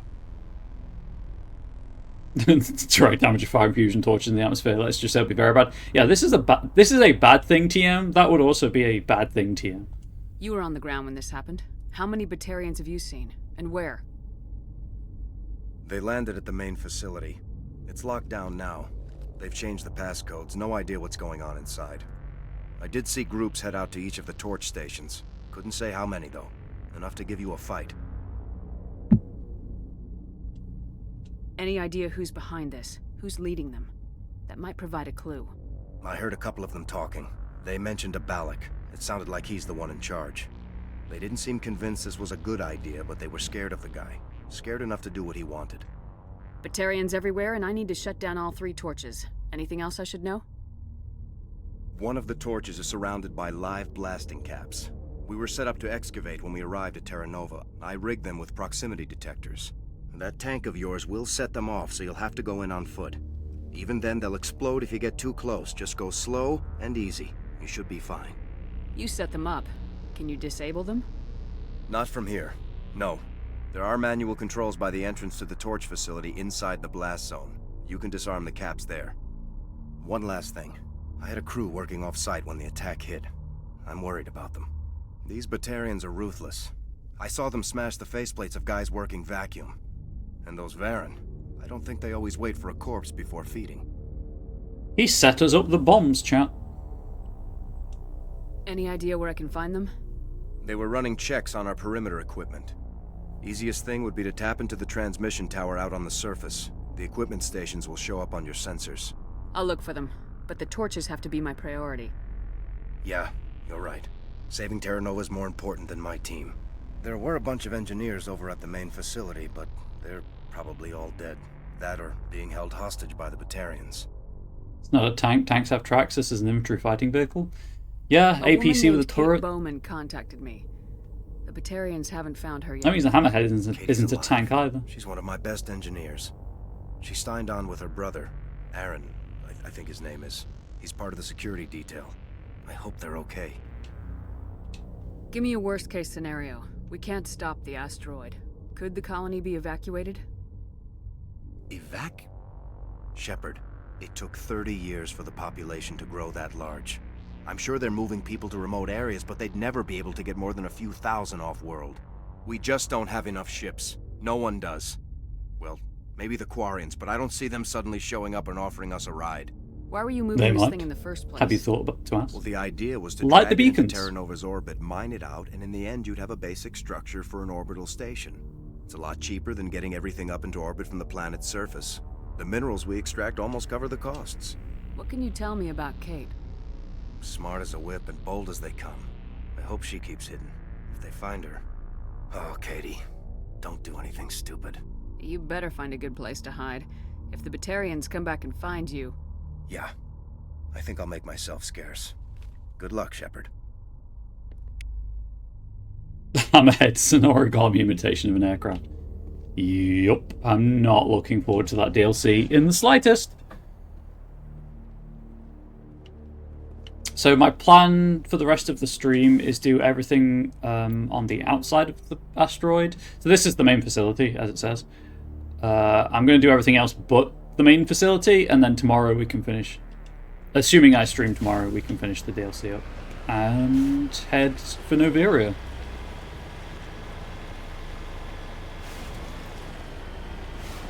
Maybe do some shopping on the Citadel first. Little treat.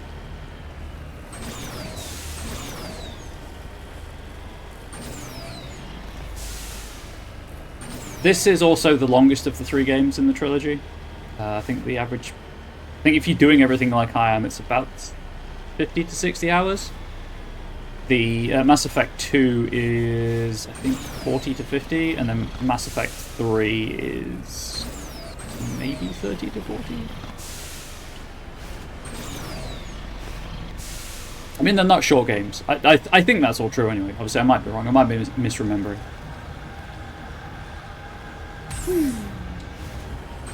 How Long to Beat obviously has decent estimates. Oh, no.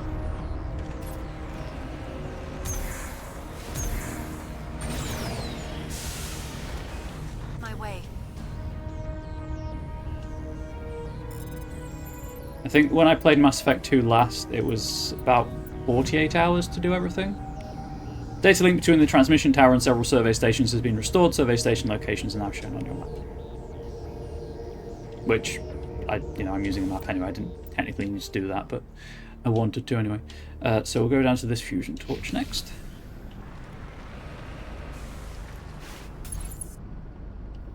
See, I can't shoot the missile turrets beforehand. It's very annoying.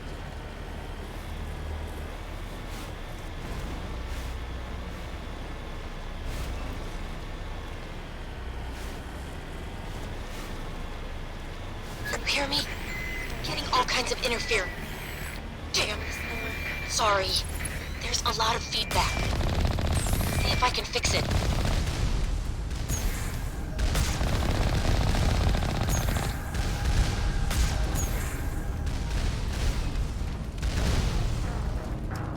Whoops. Blew up. I thought I was hopping often enough, but clearly I was not. When was my last save? Okay, it's not too bad.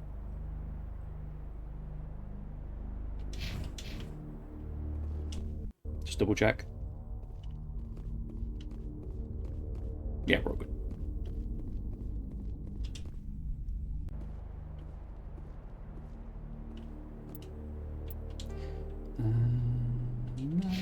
When I get to the transmission tower and fix it and stuff, I'll save.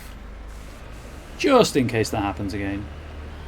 Mako, engage rock mode. Boing.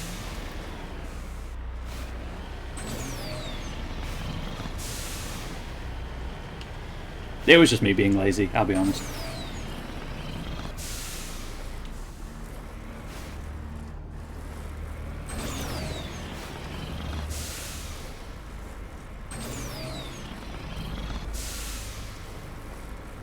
And we're up.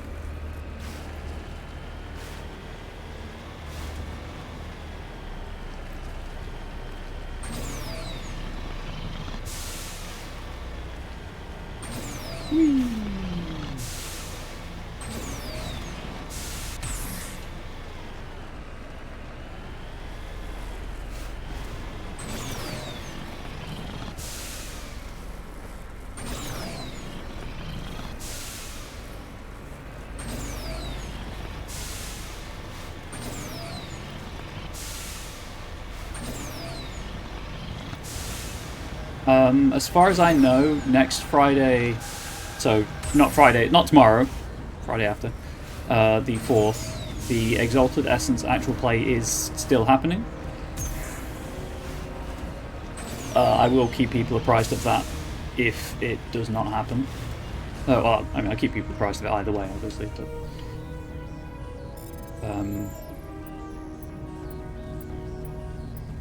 looking forward to it. Found a spell that I'm probably going to take for my Necromancer that allows you to command a skeleton to do something, and it doesn't have to be out of the skin when it does it, if you know what I'm saying. Right, let's go and deal with the hear me? high ground. Getting all kinds of interference. Damn. Sorry. There's a lot of feedback. See if I can fix it. In the meantime, just keep doing... Do you need more strategic withdrawals?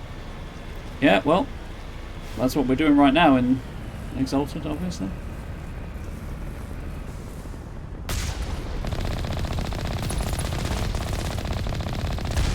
Right, that one's taken care of.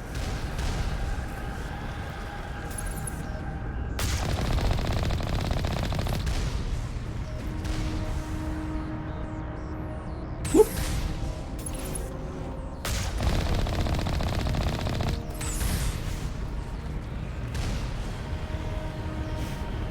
Turns out, when you're not getting shot by 5 turrets at the same time, a lot easier.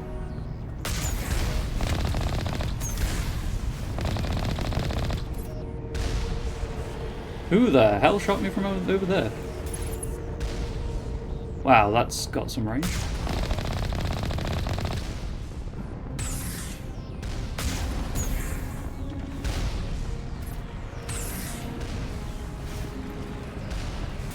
Still alive? I don't think so. No, the thing's gone out on the map. Now I'm here.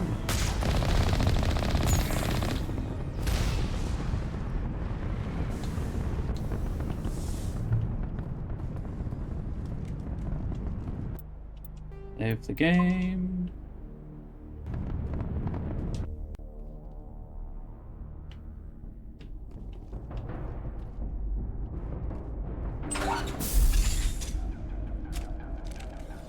As usual, of course, if you can't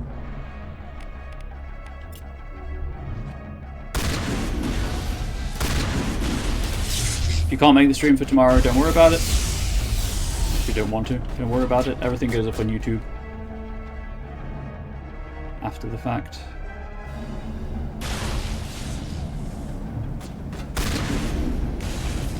Shot that guy in the head. Imagine what easier enhanced Railguns could do in this setting. Oh my god. I mean, that's how they work in this setting, to be fair, but... I take your point.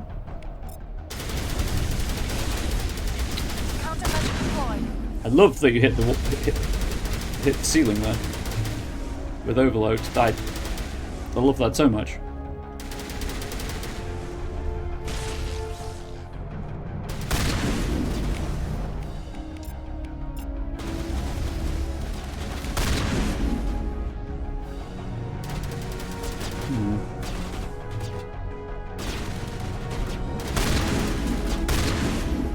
Sprint!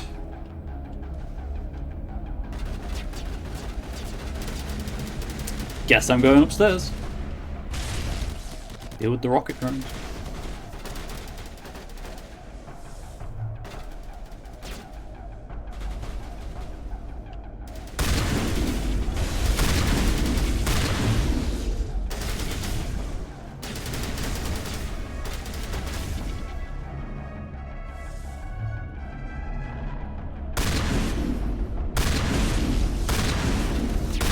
That rocket drone is facing completely the wrong way.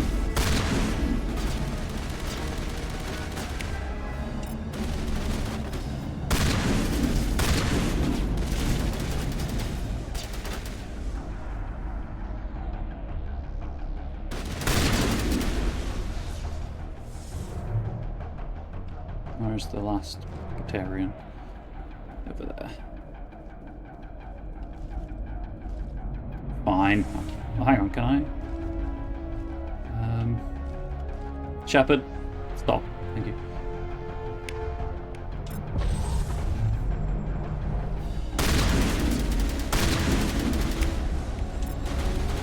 Oh my god, Caden, just hit the target.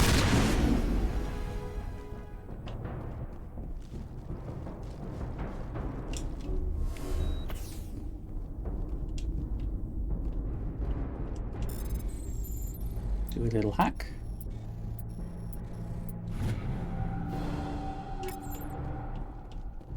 Beep boop beep boop boop bop. I'm in. Open the door, steal everything. Oh, there's nothing to steal. Oh, that's embarrassing. Guess I can turn this off though. Are you there? You've got to hurry. You've really pissed them off. Their leader's setting charges everywhere. I think he's going to blow this whole facility. Get away from there! Don't shoot, please! No!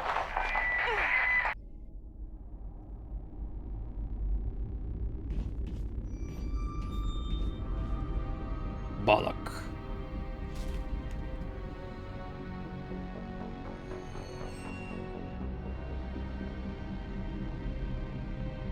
Who's shutting down the torches? Awkward pause there. I won't ask you again.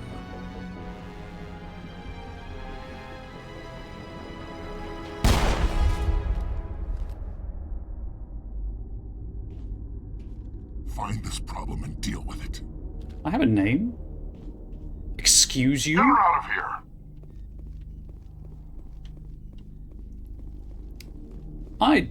I'm not a problem. I'm Commander Shepard, and this is not my favourite store on the Citadel because we're not on the Citadel. Also, we're a game too early for that meme. Because let's face it, that is a meme. Oh, I think I just... Yeah, I'm nearing the 300 limit. There's a concept I want to provide you for a magic item in Arabic and many you recently used the concept of an empathetic dipole which would be physically split and separate but still connect monopoles. So many things use this concept, most of them very, very dark. Interesting. I will have a ponder.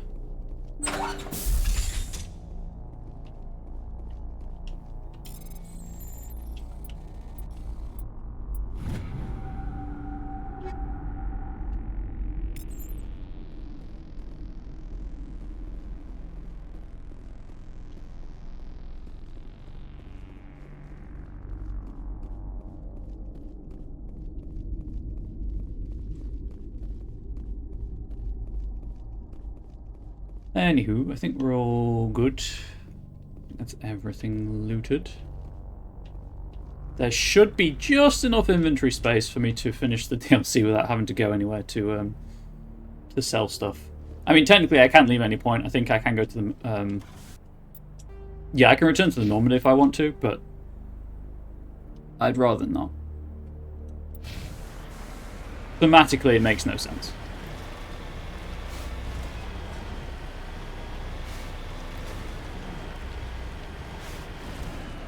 And narratively, of course.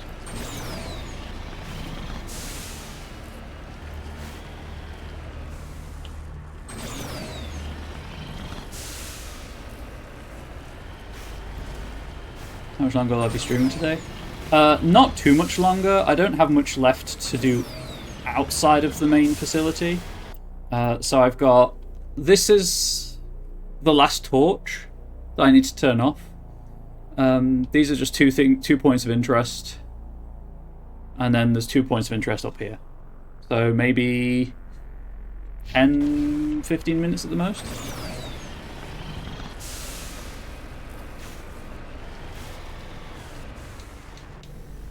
I just don't want to leave it half finished. I'd rather just get everything, all of the outside done. This computer is filled with operation logs and personal journals for a small pirate music station operated by X-57's engineers. It includes scripts for several promotional messages, none of which appear to have been recorded. Radio X-57, rocking this rock since 2182. Radio X-57, when your world seems hollow, we help you touch the sky. Radio X-57, talk hard. Radio X-57, your last best hope for rock within 300,000 kilometers. That is a Babylon 5 reference, and I love it.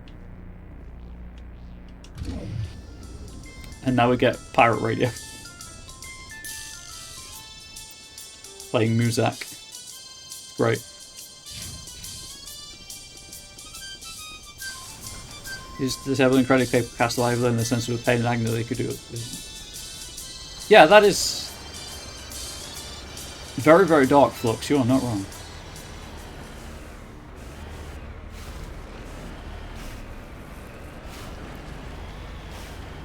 I am excited for running another campaign as we hit the latter stages of Angel's game. Where I can do slightly darker things and themes than the previous campaign I ran, which I very much wanted to be the traditional heroic high fantasy game. No one said you were a nice person. That's true, even by your own admission.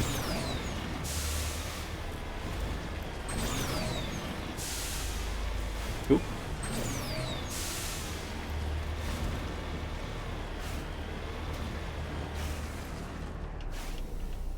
I don't think I could do anything with this. New.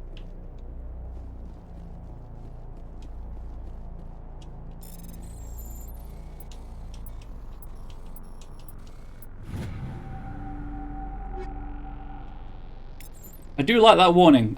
If I recall correctly, in Mass Effect Classic, you only get that warning when you've got 10 items left. This body has severe burns and shows sign of major concussive trauma. Mercifully, the explosion would have killed her instantly. This is Dr. Himes. They found me, damn Batarians.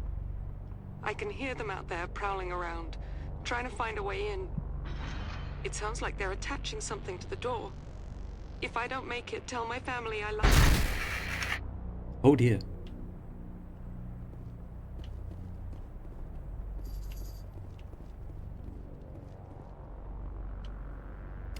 What could they have attached to the door, chat? That was that. We'll go and deal with... You know what, as I'm going to end after this, it doesn't matter if it's the most efficient route. I'm not speedrunning it. So we'll go and deal with the points of interest first, and then turn off the last torch. The last torch might take a few attempts to get to, because of the minefield around it. So we'll have to see how many tries it takes. Hopefully just the one.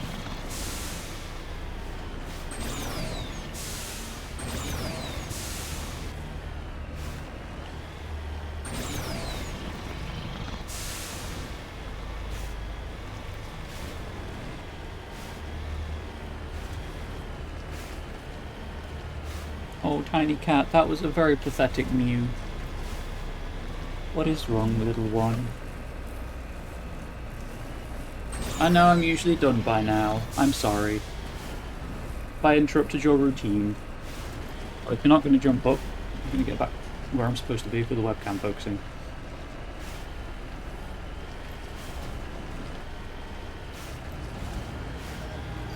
Oh, she jumps up.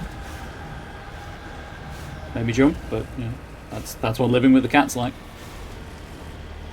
Especially when you're as prone to flinching as I am.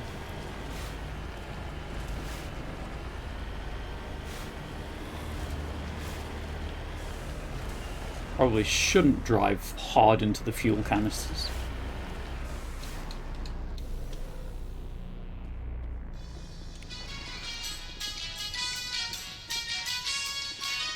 The computer lists a complete cargo manifest of the containers outside. It is mostly uninteresting.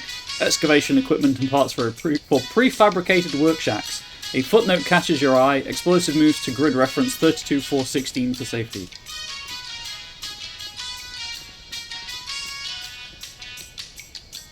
Caden.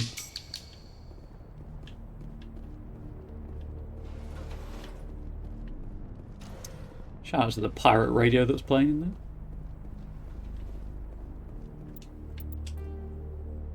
And then this is the explosives cache. Don't think I need any more explosives, but I'll grab it anyway.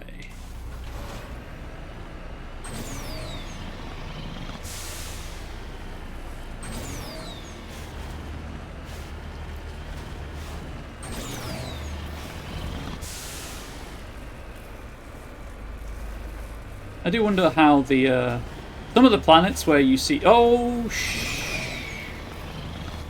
you're good. There we go. I do wonder on some of the planets where there are grizzlies how the grizzly handles the terrain.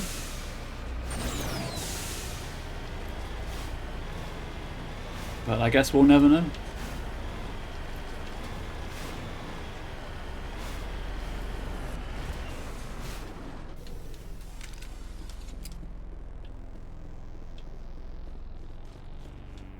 Give me the grenades. Yeah. I can only hold 6 grenades at once, but I collected 16.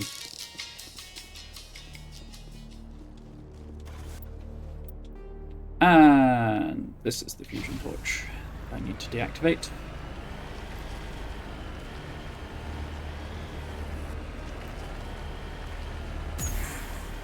That was the wrong button.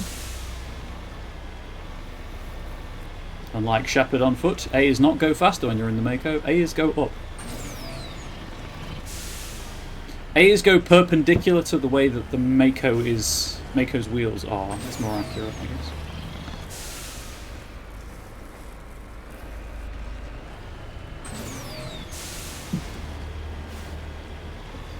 Oh, hello, cat. I know. You want fuss. I'm sorry. I'm very sorry. Hopefully the microphone is picking up her adorable mews. Right.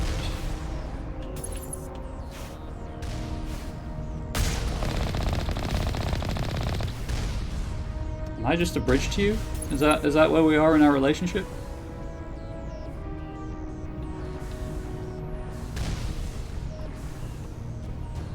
Oh, too hot. Save? Ooh, good point. I can't because the turrets are aggroed. I think there's only one left, however.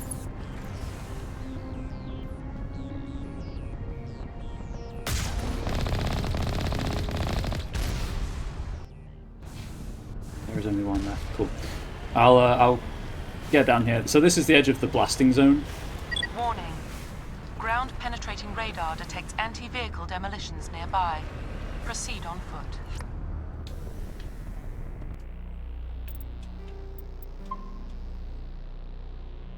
Hello, tiny cat. Do you want my lap? Is that what you want?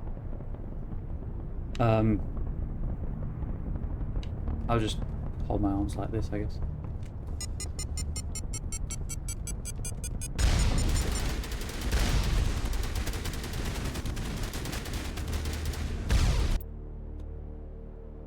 There's a cat in my face. Hey, tiny cat. How are you doing?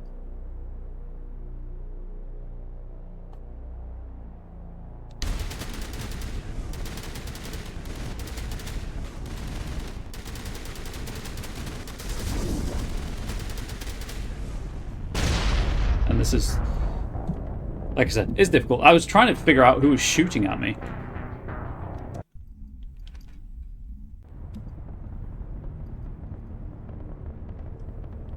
I may have to swap to the sniper rifle for this.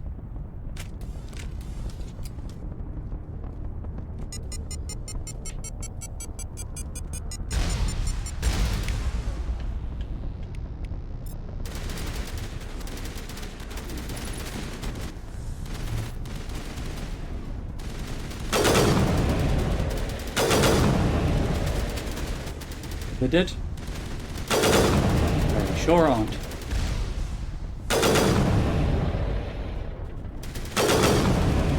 Because I'm not doing this while being shot.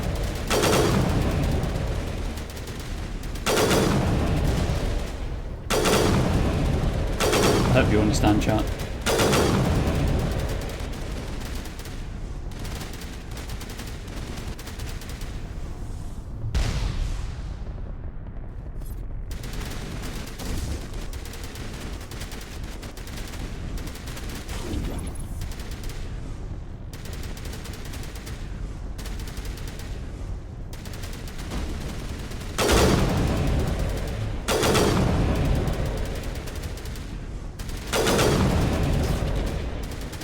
At least with it being a role-playing game, I know when something's dead because I get experience for the kill. Ooh.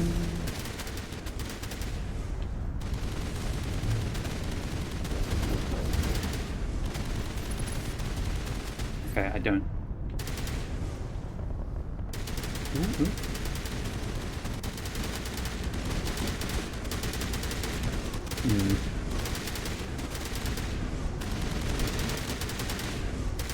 Try a different angle of approach.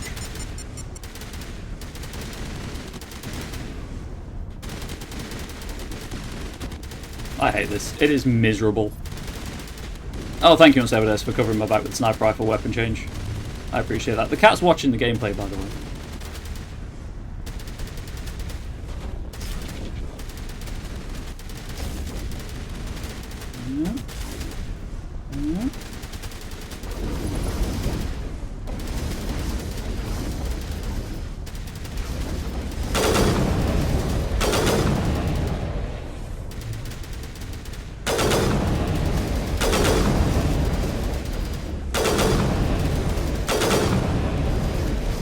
Or just needs a control display herself. She does, it's true.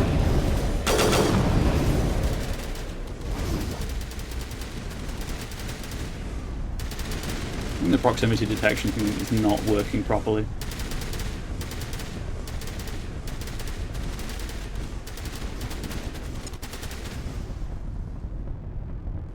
Unless I was just going to a place where there are two mines together.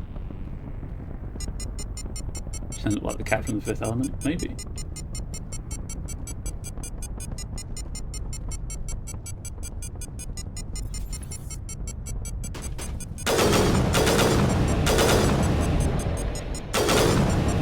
Problem solved.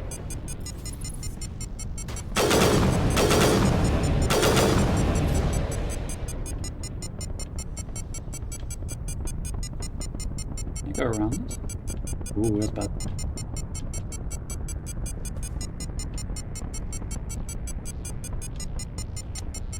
Well, that's not the way to go.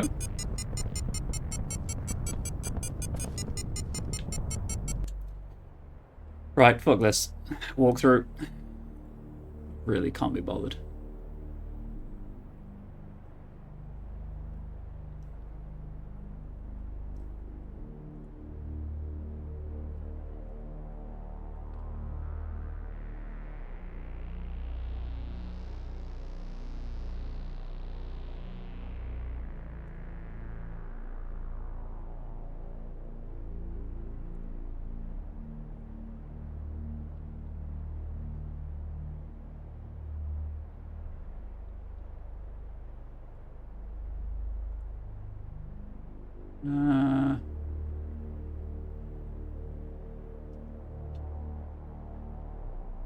Can go from the back of the building apparently, so if I can get back to the Mako.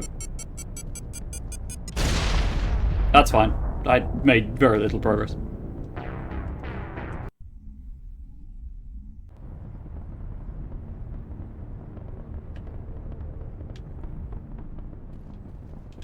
Back of the building has fewer caps. I mean, yes, they are on the map, but the kind of the X on the map and the proximity thing didn't seem to match up very well.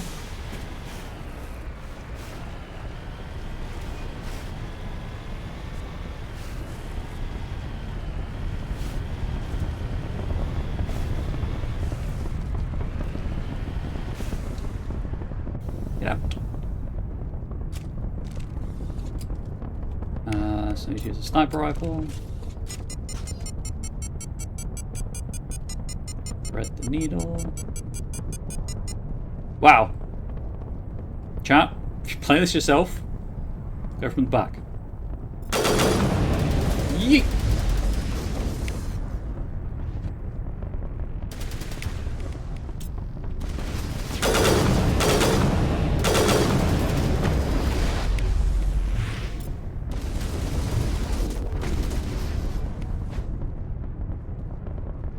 I think the warp damage got that guy.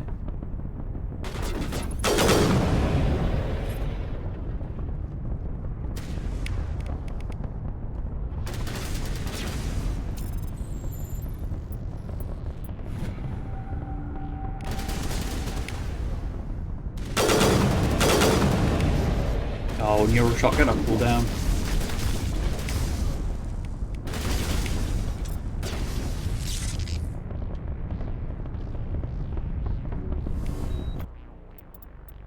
Right, save the game. So yes, chat. In through the back is the way with that.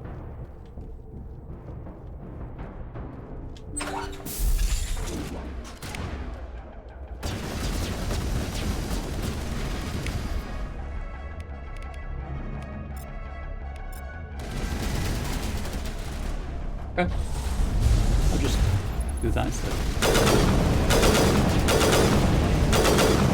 Release the Baron! I think the Baron's already dead, my guy.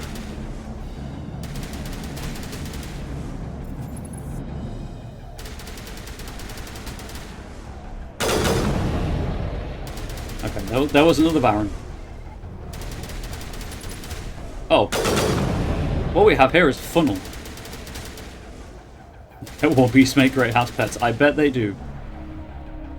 The good news is, we'll see more of them in the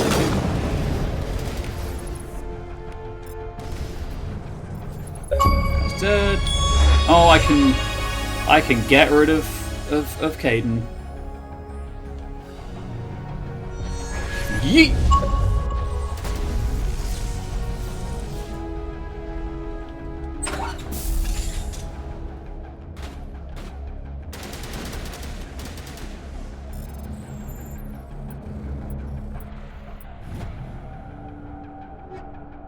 Yes, I know I'm running.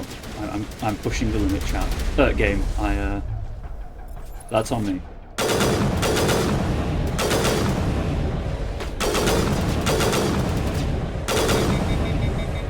We're using Rex, by the way. Rex and Tali, I think, will be my my go-to team for the rest of the game. Up. That guy just fell. Okay. Interesting. Very interesting.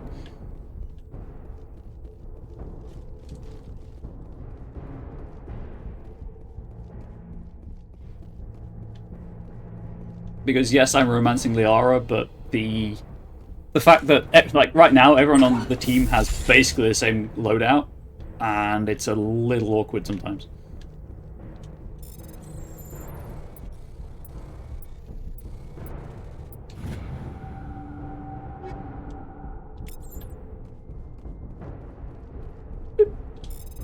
Did it again, I preemptively bipped. Chat, don't preemptively bip. It's not a good look.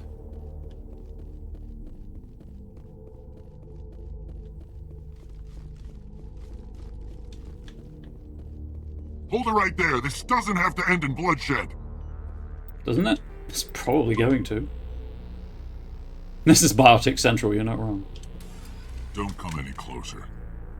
We can do this the hard way, or we can end this peacefully. I didn't think you Batarians knew the meaning of the word. Look, I'm just doing my job here. Hijacking this rock wasn't my idea. I signed on to make a little profit. A quick slave grab, nothing more. This isn't just a slave grab anymore. Millions of people are going to die. Don't you think I know that? I'm just following orders here. If it were up to me, we'd have already left. Well, it's not too late. You can still leave. I don't think so. Bollock would skin me alive and sell my hide out of spite. Crazy bastard. This whole mission's gone to hell and I'm gonna pay for it. So why do you listen to him? Good question. I had a bad feeling about this from the moment we landed. Now Bollock wants you dead. And what Bollock wants, Bollock gets. I can't change that. Looks making a good point over on Moonbeam. Doesn't have to end in bloodshed. This asteroid is not an impact course. Do you always want to be second in command? Get me out of here and I'll take care of Balak. Then you can start giving the orders. Huh. An interesting proposal. It certainly has benefits over the current situation. Shut it down. This is Balak's problem now. I hope you're as quick with a gun as you are with your promises, for both our sakes. Balak will get what's coming to him, and so will you if I ever catch you in human territory again. Are we clear? Perfectly. Balak's holed up in the main facility. You'll need this to get in. Don't underestimate him. He's a mean bastard. Let's go. We're getting off this rock. Hell yeah. Again, I could go back to Normandy and sell all my stuff and rejig the party around, but narratively that doesn't feel like it makes sense, so I will not do that. I'm putting the role into role-playing for this. Same thing with why I do Vermeer after everything else as the end game sequence. Mako is behind me.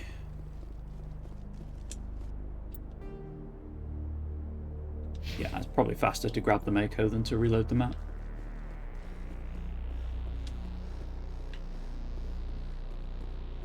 I'm thinking of the lost credits. I mean, I'll get the credits. You just can't pick anything else up once it's full, I believe. But I still have 30 spaces left in my inventory, which should be enough. The main facility is a decent size, but it's not huge. No, it's not plot level huge.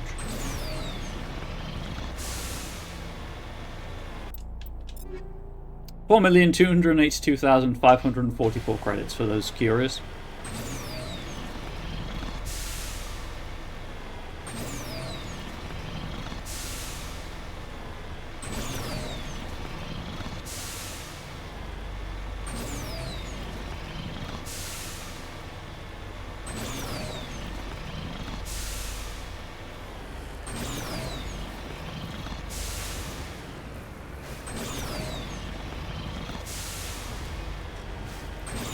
Also, for those curious, the... you know what? I can't be bothered to do this right now. I'm going to save. The game proceeds thus. So I have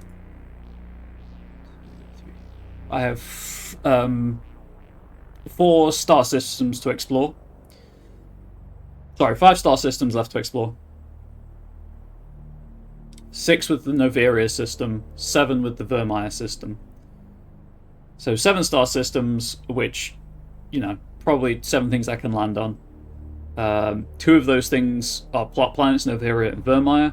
After that, there is 2 missions left. And then that's the end of the game. So we're over halfway through the game at this point. There we go. However, that is for tomorrow, where I will deal with this problem and we'll save Terra Nova and everyone will think we're big gosh dang heroes. YouTube, as usual, please let me know what you thought in the comment section below. Please like the video, subscribe to the channel, swing by Twitch and Moonbeam and follow me on both if you'd be so kind. Recommend the video to... Some of those missions are long, but they're not that long. Exactly, Noveria and Vermeer are pretty long. And then the last 2 missions are reasonably long, but not terribly long. Probably, if I had to guess, probably finish by this time in 2 weeks' time if I stream every usual streaming day. if not sooner. Regardless, yeah, YouTube, if you know someone who might like my content, obviously please do share it with them. My social media links and my wish list and stuff are in the video description. But that's it. Till next time, YouTube, please do stay safe, please do stay healthy, please do stay wholesome. Much love to you all. Goodbye.